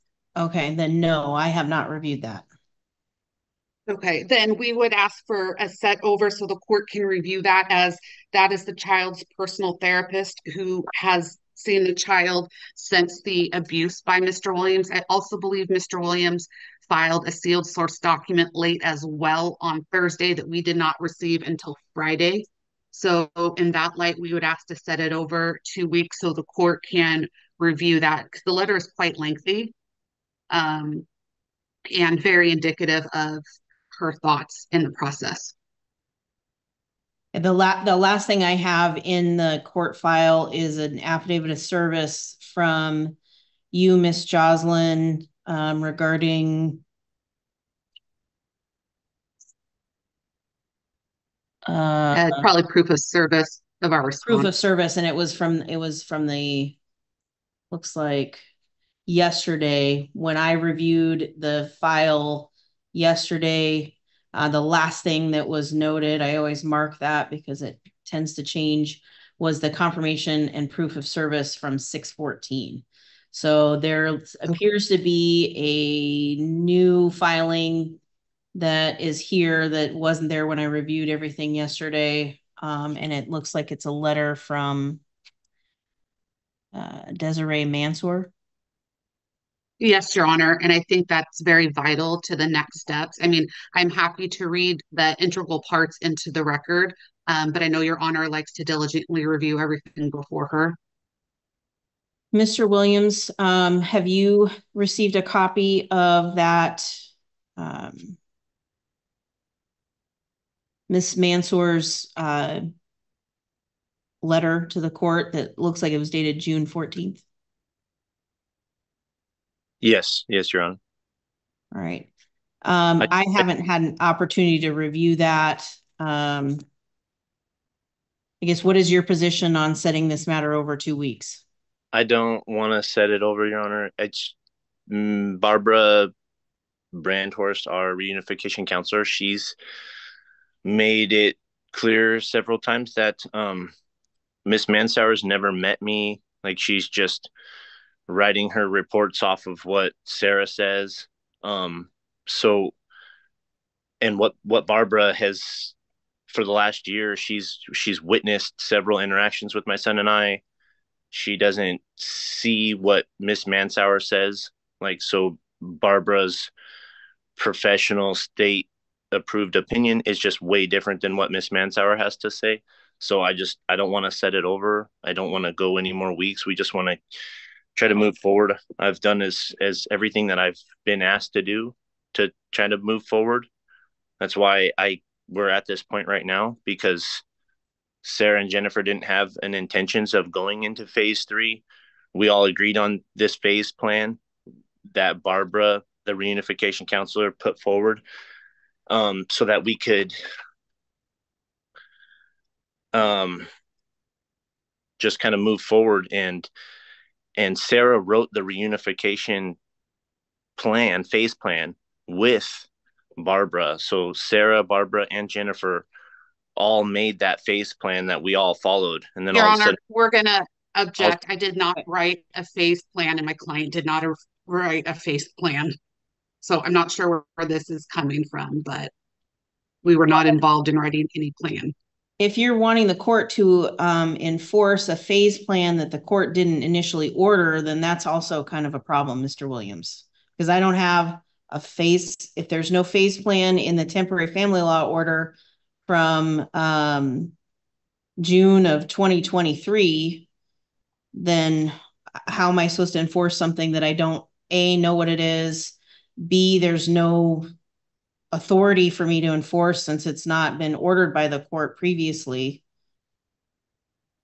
So I guess, and I reviewed everything that's been filed in 2024 in preparation for the state, but for the letter from Miss Mansour, and I didn't see anything. There was no phase plan that was filed with the court. There was nothing. The temporary order indicates the parties will mutually agree on a reunification therapist. It talks about the who pays how much, that the reunification therapist will work with Miss Mansour regarding the child's progress through this process. That's why, Your Honor, sorry, that's why I filed this motion to modify everything, because I want to follow the recommendations of Barbara Brandhurst's recommendations, and just make sure that we have it, court ordered. We all tried to avoid coming to court and just tying up the court's time and stuff. So that's why we all agreed on it. Sarah's been giving me more time. So I just don't understand why we can't, have this modified, have it set in stone by you, so that we can. I just don't want to set it over. We've waited so long. It's been 14. I appreciate that. This isn't it's a couple different things. So Mr. Williams, and you're kind of, it's just bad timing a little bit. This is not my regular docket. I am covering this docket for another judicial officer. I was told yesterday I was covering this docket. I reviewed everything I possibly could. It did not include some of the responses to your motion. I think it's appropriate for those to be reviewed before your motion is heard, especially given who this response is for. And the only order that I have that's from June of 2023 indicates this person is someone that the court has deemed appropriate to determine the child's progress and well-being through this process. So I think it's important that Ms. Mansour's information is reviewed by the court, since that's one of the individuals that the court back in June of 2023 indicated should be involved in this process. So I am going to grant the request for a continuance. I'm only going to give it 2 weeks. So it'll set over to July 2nd, 2024 at 9:00 a.m. And the judicial officer, since everything is now filed, should have the opportunity to review everything and be ready to make a determination on that date. And Your Honor, is it possible that we could set it out just one more week? My client's on a camping trip that week, and she'll be out of area. She'll have no Zoom capability. I'm giving the request for a continuance, and I'm going to July 2nd. Okay, thank you. Thank you.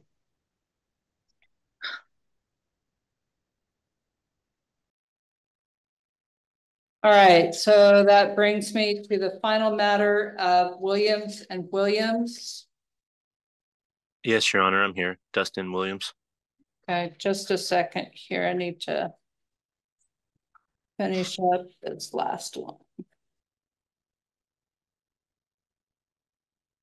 Okay, I'll just give these to you. There's, I think, 4 orders in there. Okay, I apologize on the Williams matter. I just need a quick break and then I'll be right back. Won't take long. Thank you.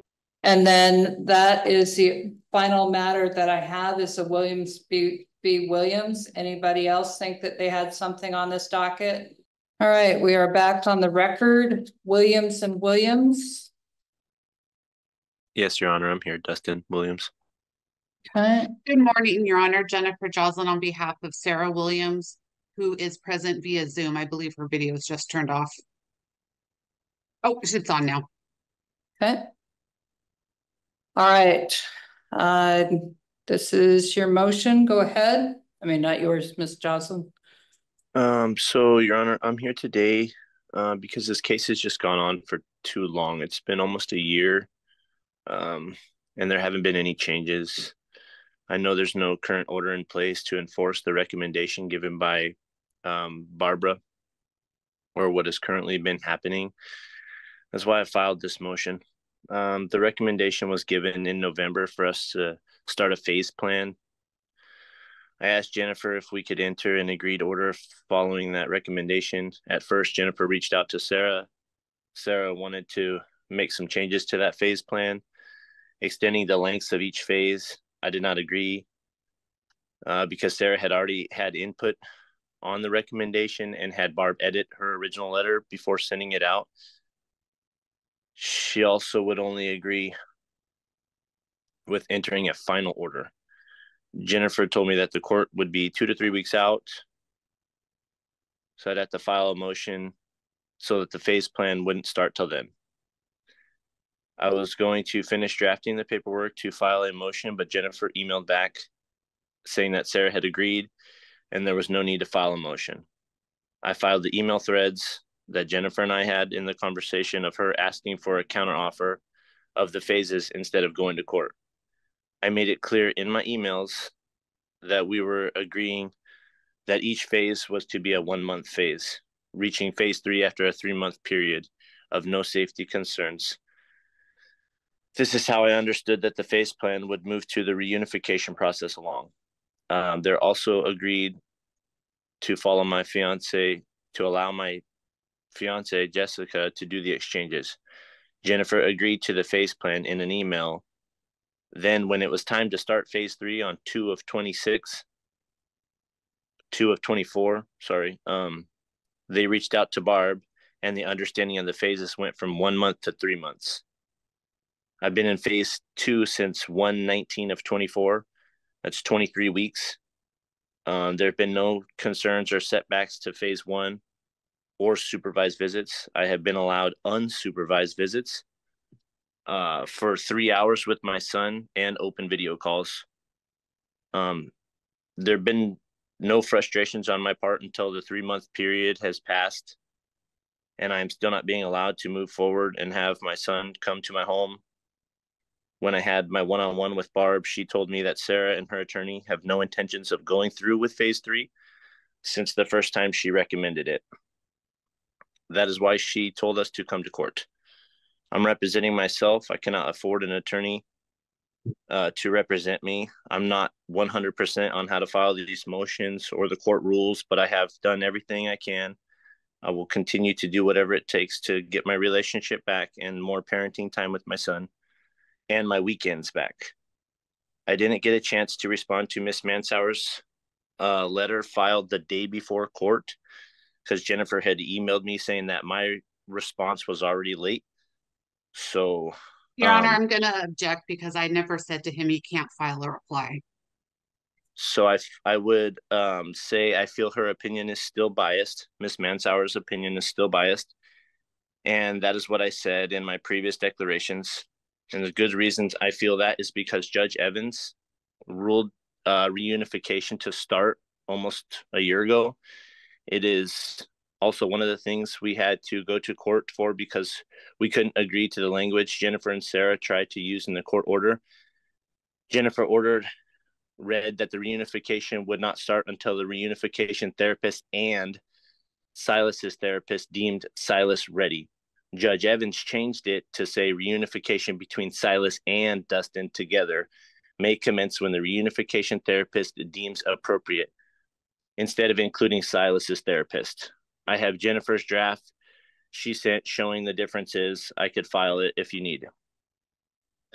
It was also Miss Mansauer's recommendation at the time that I should complete a 52 weeks of domestic violence treatment, the parenting classes, and have a positive recommendation given before the reunification could start.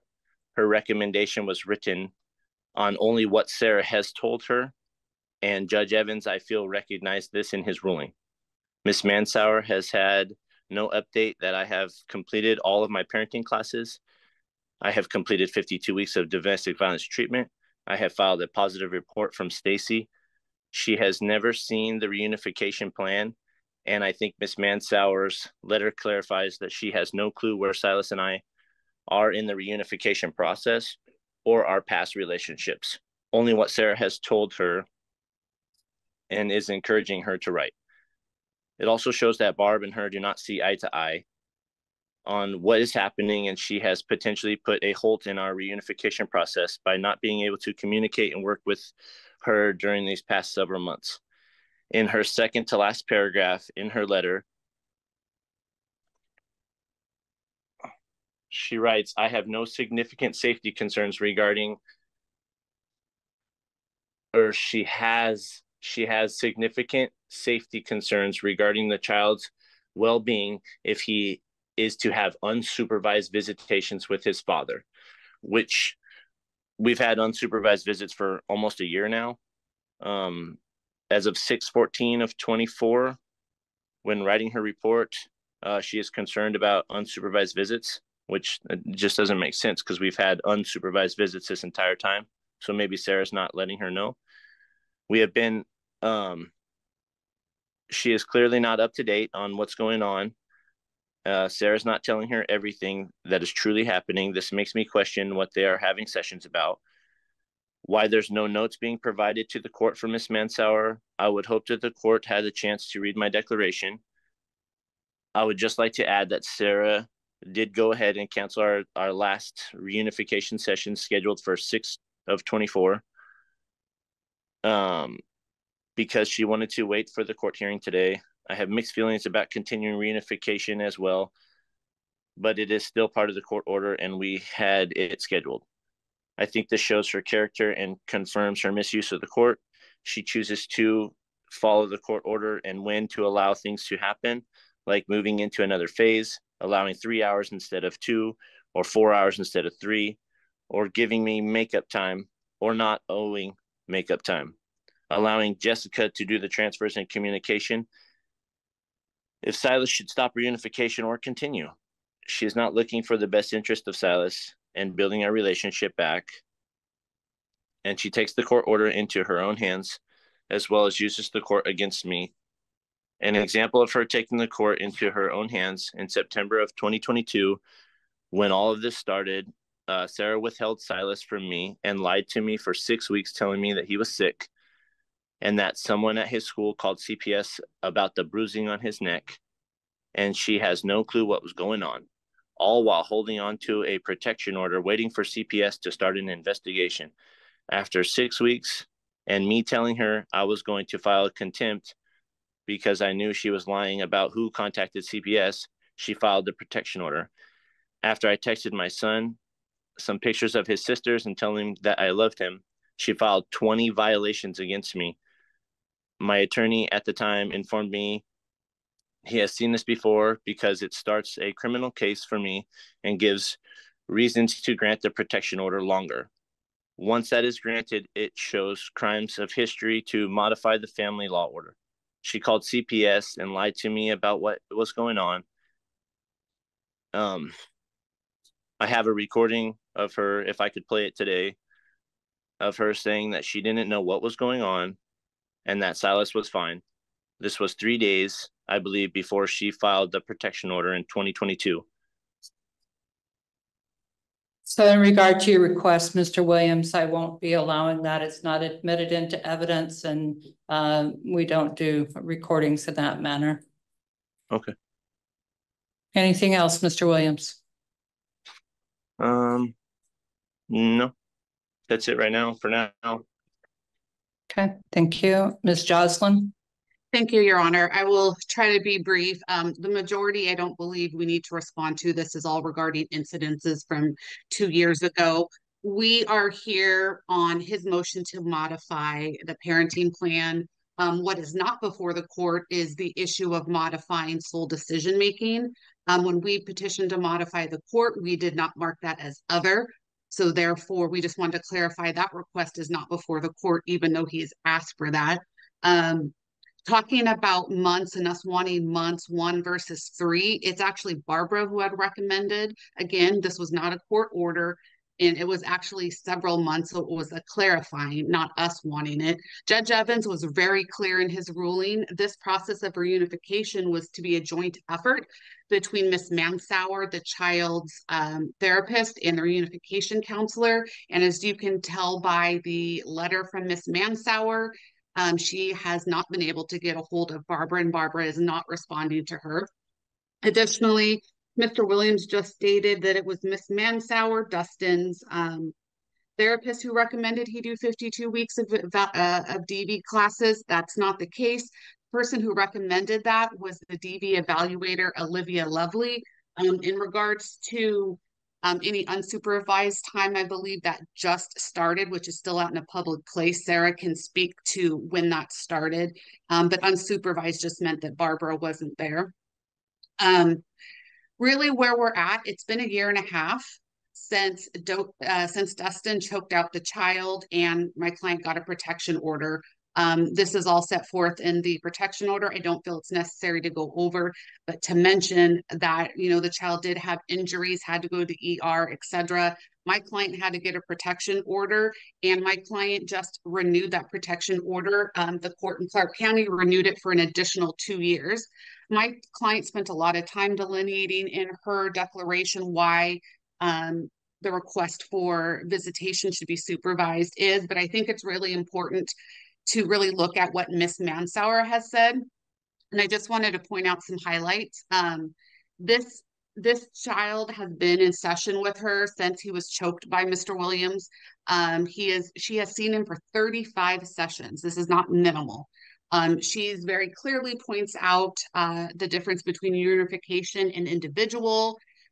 She said the collaboration of individual and reunification is quite fundamental, and frankly states that Barbara is not collaborating with her. She's asked for treatment plans for Barbara, and Barbara's response was get it from the mother. When she said it was standard practice and she had a signed ROI, she still didn't get that information. This should be a free flow between the two of them. She states the child has, yes, it's been a long time. We all agree to that. But the issue is the child isn't over being choked and strangled by his father. The child's continued to disclose thoughts and feelings to his counselor, in which the child did not perceive Barbara, who is a reunification counselor, as supportive of him, his well-being, or an ally. And the counselor states this is a significant barrier to reunification and to his mental health treatment.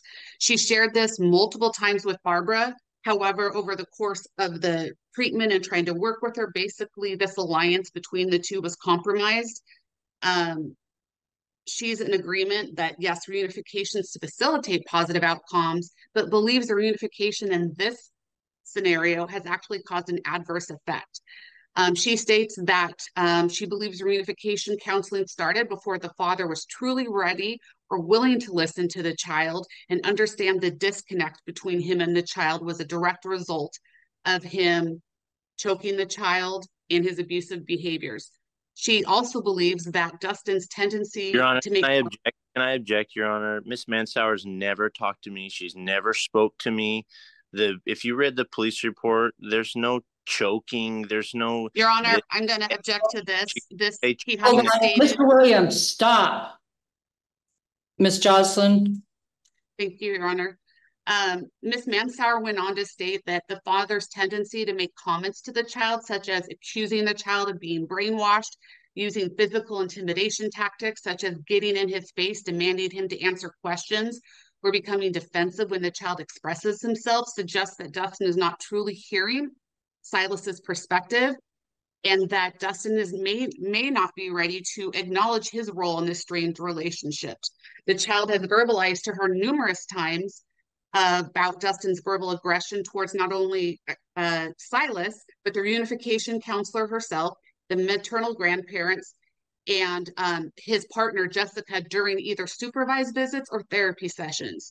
This is what's happening with supervised visits and therapy sessions. He's verbally aggressive to the child, to his partner, and to the reunification counselor. What is he going to do until he gets proper treatment and has further supervised time?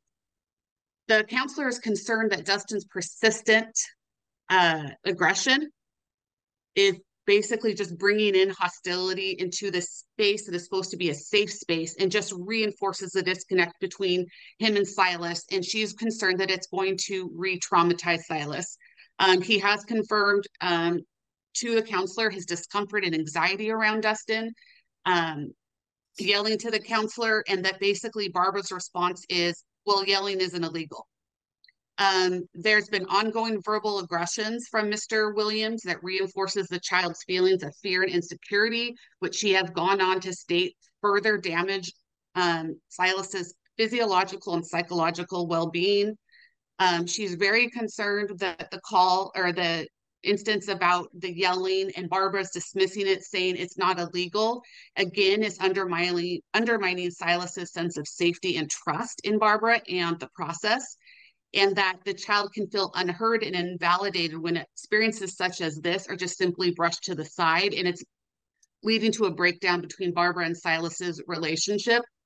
She also acknowledged that during a recent session on June 12th with my client, I believe has also acknowledged that there was a one-on-one discussion between Silas and the reunification counselor about his fears going to his father's house. And then what Ms. Mamsauer is concerned with is that Barbara's response to him telling her concerns is basically that's not enough to pause unsupervised visits, and that the courts are likely going to order it anyway, and he should just be ready for it. She's highly concerned that she struggles to even find why this was even said in this way. She believes that despite the reunification counseling, the time spent doesn't yet to have seemed to succeeded in effectively building the relationship between Silas and his dad. He doesn't feel safe around his dad. He continues to express fears about the father's struggles or inability to regulate his anger with people, especially Silas. This causes him a level of anxiety when Mr. Williams is present. He doesn't have a complete sense of safety, emotionally or physically, with adults, and even more so when he's not in a safe space. He doesn't feel comfortable being in Mr. Williams's home or transported by him. This is directly from his counselor. She also says regarding moving forward to unsupervised, she believes the process of reunification must be completed with no safety concerns. She's concerned that the reunification counselor is allowing Mr. Williams to get so upset in a reunification session that he is physically intimidating Silas by getting in his face, demanding that he answers a question asked by the counselor, in which the child was just simply too scared to answer it. And in therapy, he expressed his fear in that moment. This just happened in June. Her thought process is that if Mr. Williams is truly sorry, then how to show that is changed behavior, which he has not done. She's concerned by many of those incidences. She's concerned that the reunification counselor has witnessed several instances of Dustin being verbally upset and aggressive, sometimes at her, and this raises serious red flags regarding the emotional safety of Silas around the father when he has an anger response. She had to speak to reunification counselor, had to speak to Dustin about his behavior one time during a session, saying if he continued down this path, she would have to cease the session. However, despite all of these concerns, Barbara's like, there's no red flags. So Miss Mamsauer, who's had quite extensive time, has been with this child since the choking incident, thinks at this point, and my client agrees, that an option might be probably the best option is to appoint a GAL, because a GAL can really listen to the child, provide more of an appropriate and protective approach. The reunification counselor herself has various safety concerns regarding Mr. Williams if he is to have unsupervised time, especially regarding the physical intimidation, verbal aggression, and his unpredictable behavior to the child and others. She indicates it's crucial to prioritize Silas's safety and well-being to ensure that any visitations are made with careful consideration. And then regarding my client, I know Your Honor reads everything, so I'm not going to go through, but she delineated in her declaration several instances of his continued aggression, violence, anger that's not under control. Additionally, the recommendations of the counselor are not a court order. My client agreed to start them. She didn't agree to adopt phase 1, 2, and 3. She agreed to do each of the phases separately. We started phase 1, and then we addressed phase 2. Once it became phase 3, my client said no, based on all of these reasons in the reunification counselor. Even the reunification counselor herself in her letter states that Mr. Williams is clearly frustrated, that Mr. Williams struggles with accepting this progress and does not necessarily even see a need for unification. He needs to practice listening and validating. She indicated the session on May 3, where Mr. Williams was frustrated with the counselor and wanted to talk to the child and wanted to question him, and she had to redirect him. She even indicated the minor has told the counselor he yells a lot at his spouse. She's had to place him on notice that he needs to follow her direction. And even now she recommends that he does not drive or go to his house for at least a month. My client believes, based on everything in Ms. Mansauer's letter and even what the recommendation of the reunification counselor, that at this point, a GAL is best to be appointed to really investigate this. And based on the disconnect and Barbara not involving the therapist like she was court ordered to do, that Barbara should be dismissed. Dustin states that he's finished his DV. However, the documentation he submitted states that he's completed 31 of 52 DV sessions. It's been a year and a half since he was supposed to undergo those, and he's only on session 31. He should have finished this 6 months ago. He submits a letter from DV treatment. We just simply object as it's not signed under penalty of perjury. So at this point, it's my client's request that visits are to be 3 hours per week, supervised by either a professional monitor paid by Dustin or a mutually agreeable third party. Barbara is not to supervise. A GAL is to be appointed. Barbara is to be dismissed as the reunification counselor. Thank you, Your Honor. Mr. Williams, response? Just wanted to clarify, Silas and I have had unsupervised visits now almost 7 months. Unsupervised visits, with no issues or nothing. And Barbara has monitored and supervised these visits from time to time. She's popped in. So I just Your wanted Honor, we're going to object as it is facts not in evidence. It has not been 7 months, and there's nothing to that effect in declarations. Mr. Williams, you need to stick to the declarations, the statements that you've made in writing. It's in my declaration. Go ahead. Just I'll give it the weight that it needs. All right. I wanted to apologize about Miss Mansauer recommending the 52 weeks. I meant to say that she wanted me to complete a 52-week evaluation or classes before I could start reunification. To clarify with the 52-week thing, I submitted my graduation certificate. So Jennifer saying 31 weeks is a lie. Miss Mansauer didn't reach out to me for the plan until just before she wrote this letter, or she didn't reach out to Barbara just before she wrote the letter. And again, her recommendation is just biased because she only has video calls with Silas. These 35 sessions that she's had with Silas are video calls. She's never met me. She's never met Silas physically in person. She's never seen him and I interact together. And Sarah's just sitting off in the other room, kind of behind Silas, I'm sure. Barbara, the reunification. Again, Your Honor, we're going to object. It's not in his declaration about her sitting behind, I assume. Okay, let's wrap this up. It's afternoon. So Barbara has seen Silas and I interact many, many, many times. Miss Mansauer, again, has never spoken to me. She's never called me. She's never emailed me. She's never asked me any questions. She's never had a conversation with me. The impersonation tactic that she says is untrue because Miss Mansauer never talked to Barbara about what happened at that session. I filed a police report also on showing what my son felt the incident was the day after it happened. And it was not a choking incident. The police report didn't state any of that. I'm asking for the court to order the phase plan and allow 4 to 6 hour visits, unsupervised and open calls, and work towards just truly reuniting me and my son back together. I've done several classes of stuff that I submitted in my declaration. You'll see it.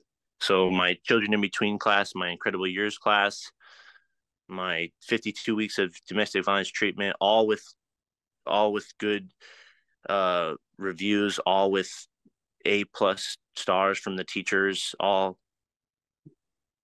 So it was all positive reports from all of my stuff that I submitted. All right. So here's where the court is at. First off, in regard to changing the current order or what's in place, that nothing is going to happen there at this time.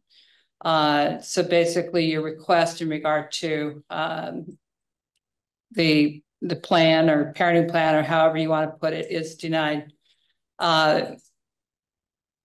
Or the order, I should say. However, I am going to appoint Jennifer Schaefer, our court investigator. I look to see, and I'm not seeing what I thought there was somebody already appointed, but apparently not.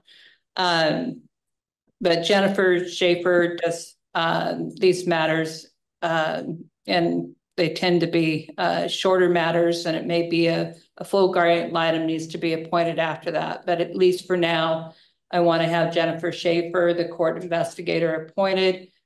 And I'll go ahead and do that order. And that way I can get it going. Mr. Williams, is your current contact information up to date with the court? Yes, ma'am. Okay. All right, so you'll hear from Ms. Schaefer. So that's who she is. And then she can go ahead and review everything and make recommendations as far as that goes. As to the other request to modify the temporary family law order, that part, I just took what you had proposed and wrote denied through it. That way you don't need another order as far as that part of it goes. But I will do the separate order for the guardian ad litem. So I understand, Mr. Williams, you want things to move forward, and I get that. And we'll just see what Ms. Schaefer has to say as an independent person to look at this and make a recommendation to the court. The other thing you need to understand, Mr. Williams, too, is that these are temporary orders. So there's nothing stopping you from setting it for trial if you want to do that. That's totally up to you. But that is an option as well. But meanwhile, I'll go ahead and get Ms. Schaefer moving. Okay. Thank you, Your Honor. All right. Your Honor, is it possible to call Williams now that Miss Gilmore is back? I was just going to call it here. Number 3 on the docket, 19-3-00154-08. Williams v. Williams.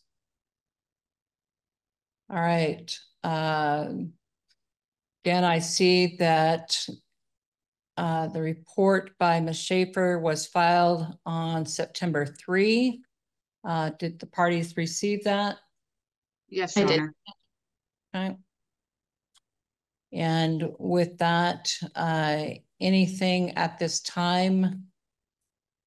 And I would have to defer to the court. I wasn't of counsel at that time. It was my understanding from a review of the record that the court was reserving on my client's motion. So we were before the court in May.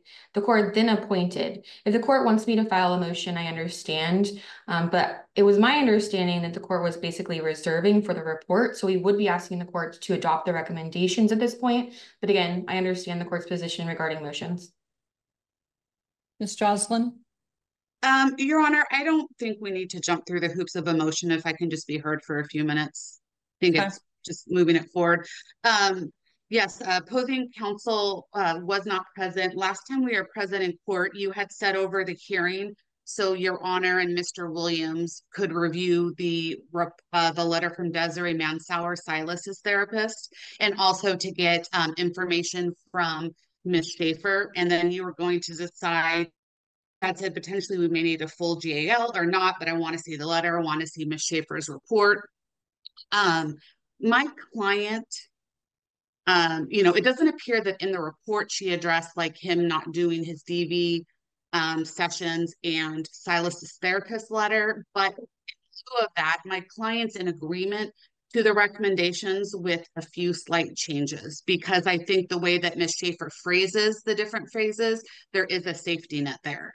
And so her requested, any requested changes is we're fine on the part with them communicating, them in family counseling and everything like that. We will just need to amend the protection order to state that they can be together, whether it's Zoom or not.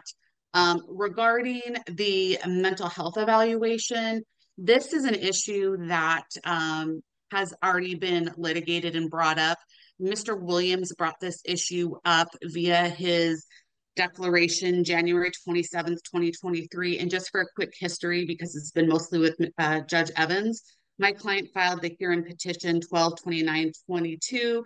He brought up the issue of the therapy or the eval at that time.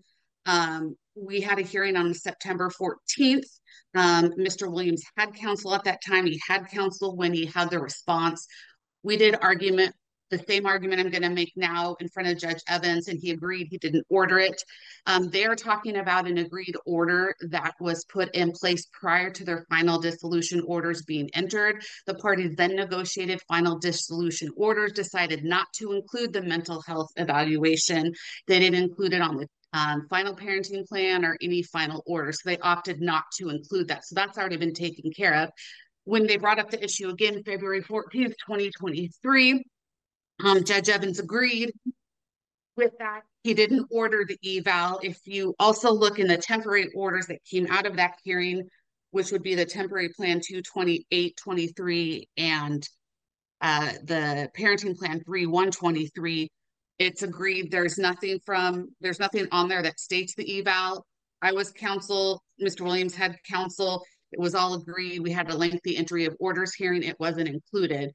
So despite that, if he really wants one, my client's fine as long as he pays. Otherwise, this issue's already been done and dealt with. So 1, we're fine. 2, no.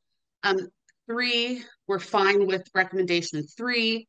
4, we just want to clarify that the 30 days starts after they've actually set up the family counseling session, how Ms. Schaefer says, have it set up, have the first appointment completed. There's been some confusion with Mr. Williams in this case, and I think all parties, when that step starts after the 30 days starts after this first session. And then we're fine with section after 90 days. My client would just propose, since these parties do not communicate due to a DVPO, that we just simply go to an every other weekend so it's easier to figure out who's who. And we just want clarification that the 90 days starts after clarification of the 30. We're fine with 6. And then also regarding the schedule of which games, who attends who, my client would be in further agreement to amend the protection order to say that he has to stay so far away at games so both of them can attend games at the same time, as opposed to alternating, which was a great suggestion by Ms. Schaefer. But if we want to amend the DVPO for the football games and say they just have to be 250 feet apart, that way it allows both parties. And that would be the only minor changes she would want. Ms. Gilmore? And Your Honor, just procedurally, again, I wasn't counsel at this time, but I would submit to the court that an order is an order. And so if an order is requiring in 2019 that she engage in a mental health evaluation, that is still an order of the court, despite finalizing the case and not referencing it again because it was already in order. I think more importantly, we need to look at what's happening in 2024. The court investigator has concerns about mother's mental health because of her involving the child in conflict, her unilaterally terminating visitation, despite Your Honor, we're going to object. This is not in declaration. If she wants to argue this, and at this point, she should put a motion forward. That was contained in my client's declaration and the motion in May, and it's contained within the court investigator's report. Yeah. And this issue's been decided upon already. All right. I understand, Ms. Jocelyn. Go ahead, Ms. Gilmore. Again, the evaluator has concerns. She needs to engage in mental health evaluation. I have nothing before me that submits that she can't provide financial. A lot of times that can happen through a health insurance provider. And I think it's really important in this case, again, because there is abusive use of conflict. We would object to changing from the 1st, 3rd, and the 5th. It's important that my client have additional time, especially since the court is currently, or the investigator is currently recommending 1 overnight. My client does agree to the recommendations. I think that's important to acknowledge. My main concern with this 30-day extension is that it's going to be vital that we start this counseling as soon as possible. Mother has a history of causing delay after delay, resulting in my client not ever getting visitation. So I think within the next 14 days, we need to agree to a family counselor. And at that point, yes, then we can go with the recommendations. I just don't want to cause any further delay. This child deserves a relationship with his father, and he was having a relationship prior to the retaliation that was resulted by mother on the motion. The notes from my client's visitation show that they have an extremely close relationship, and this abusive conflict cannot continue moving forward. And Your Honor, we Go ahead. Oops, you froze. is all resulting from dad choking out the child in a DVPO. And so I think Ms. Gilmore and I are saying the same thing. I just want the 30 days to start after the family counseling. That may not happen in 14 days because they're going to need to address the issue of getting the orders to amend the DVPO. If it can happen, great. If it can't, we just need to do it as soon as possible. And if she thinks my client's delaying, she can bring a motion. Ms. Schaefer, anything you wanted to add at this point? I did want to address the clarification. I would like for everything to be in place before that 30-day calendar clock starts. I want there to be the meeting with all parties and the counselor, whichever route they decide to go, and make sure that that counselor understands kind of their oversight in their role and can agree to that, so that safety net is there for the child. So that this is a little clearer for council overall, that when looking at the reports that I request from Ms. Schaefer or sometimes from guardian ad litems, is that this is close in time to a motion. And I think Ms. Jocelyn said it. I think it's Ms. Jocelyn, I apologize. That actually, I think it was Ms. Gilmore. Anyhow, that it's connected to a motion that had been brought. And this was just to have a quick look at things. So that's why I look at these differently and don't necessarily always require a motion. So that's why I'm going to go ahead and go forward on this. In regard to the recommendations, the court will be adopting with some clarifications, reunification or family counseling established for dad, Silas, and mom to help facilitate the following phases. Mental health evaluation for mom that was court ordered in 2019 to be completed. In regard to that, the court would like to just have an updated mental health. So that's why I'm asking, and I shouldn't say updated in the sense that I'd like a current mental health evaluation. So I would like to go ahead and have that of mom. In regard to the visits up to 4 hours unsupervised in the community until an intake for reunification or family counselor can be completed, a counseling plan established to facilitate, and first appointment completed. Mom, dad, and child are expected to participate. Dad's wife, Jessica, can participate at counselor's request for parenting issues that may occur in dad's family home. I think that is appropriate, and the court will adopt that. After counseling is established, visits may occur at dad's home after 30 days of no issues arising. I agree, this needs to be after it's established, not 30 days from today, 30 days from the time that the counseling has been established. And that's where the clock is going to start on these other parts. And so after 90 days of established counseling and no concerns noted, visits may occur overnight from Friday after school or 6 p.m. if no school till 6 p.m. the following Saturday.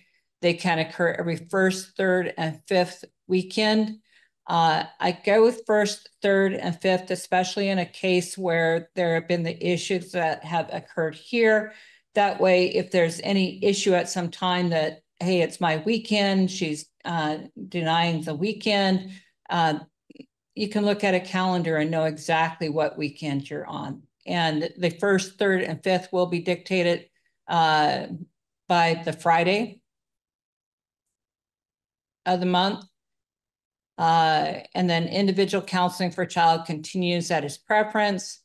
And then schedule of who attends which games to support Silas if both are not able to attend due to no contact order. It sounds like, Ms. Jocelyn, maybe I misheard this, but the DVPO can be correct or not corrected, amended to allow that, correct? Yes, Your Honor, she'd be willing to amend it to allow, like, say, a 250 feet, the football game, so both can attend. Okay, all right. And I think that would be best for Silas. I'd like to see that. Your Honor, I have a few questions, if I may. Go ahead. I'm assuming that the investigator is recommending 4 hours once a week, unsupervised until. I'm sorry, say that again. Unsupervised visitation 4 hours once a week. I just wanted to clarify that. That wasn't necessarily clear. I'm assuming that was the recommendation. It would be, Ms. Jocelyn, would you agree once a week? Yeah, it's once a week. It says up to 4 hours. So I think what the parties have been doing is sometimes it's a Saturday, sometimes it's a weekday after school. So weekday after school may not. I don't know if Miss Schaefer has a preference if the parties can't agree. I didn't have a preference. I wasn't sure with the football schedule and football practice and games, how that would work. So I didn't want to tie the parent into a specific day. That's all. Okay. But yes, I can coordinate with counsel. No problem. I can coordinate with counsel. I feel like we can come to an agreement on days once I review the schedule. I just want to confirm with the court that the unsupervised visitation will be happening this week or in the next 7 days.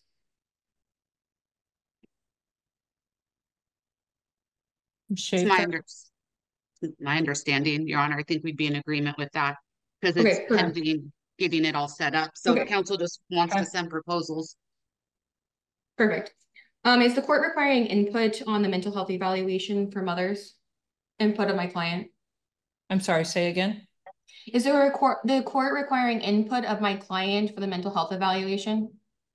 Yes, I always like to have the other party have input. Okay. And then I just lastly want to clarify that you're reserving on future visitation like holidays and a more set schedule. This is interim. Correct. Okay, understood. Thank you. Okay. Anything else, Ms. Jocelyn? Anything else? No, Your Honor. Okay. Do we want a presentation date? Yes, please. Okay. That would be September 24. That works. September 24.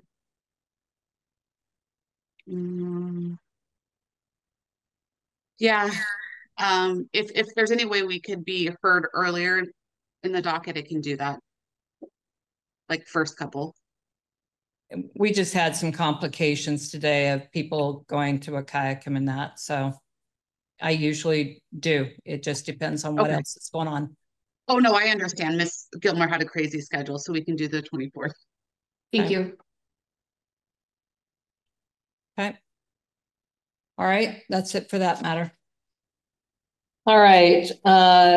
Number 2 on the docket, 19-3-00154-08 Williams v. Williams.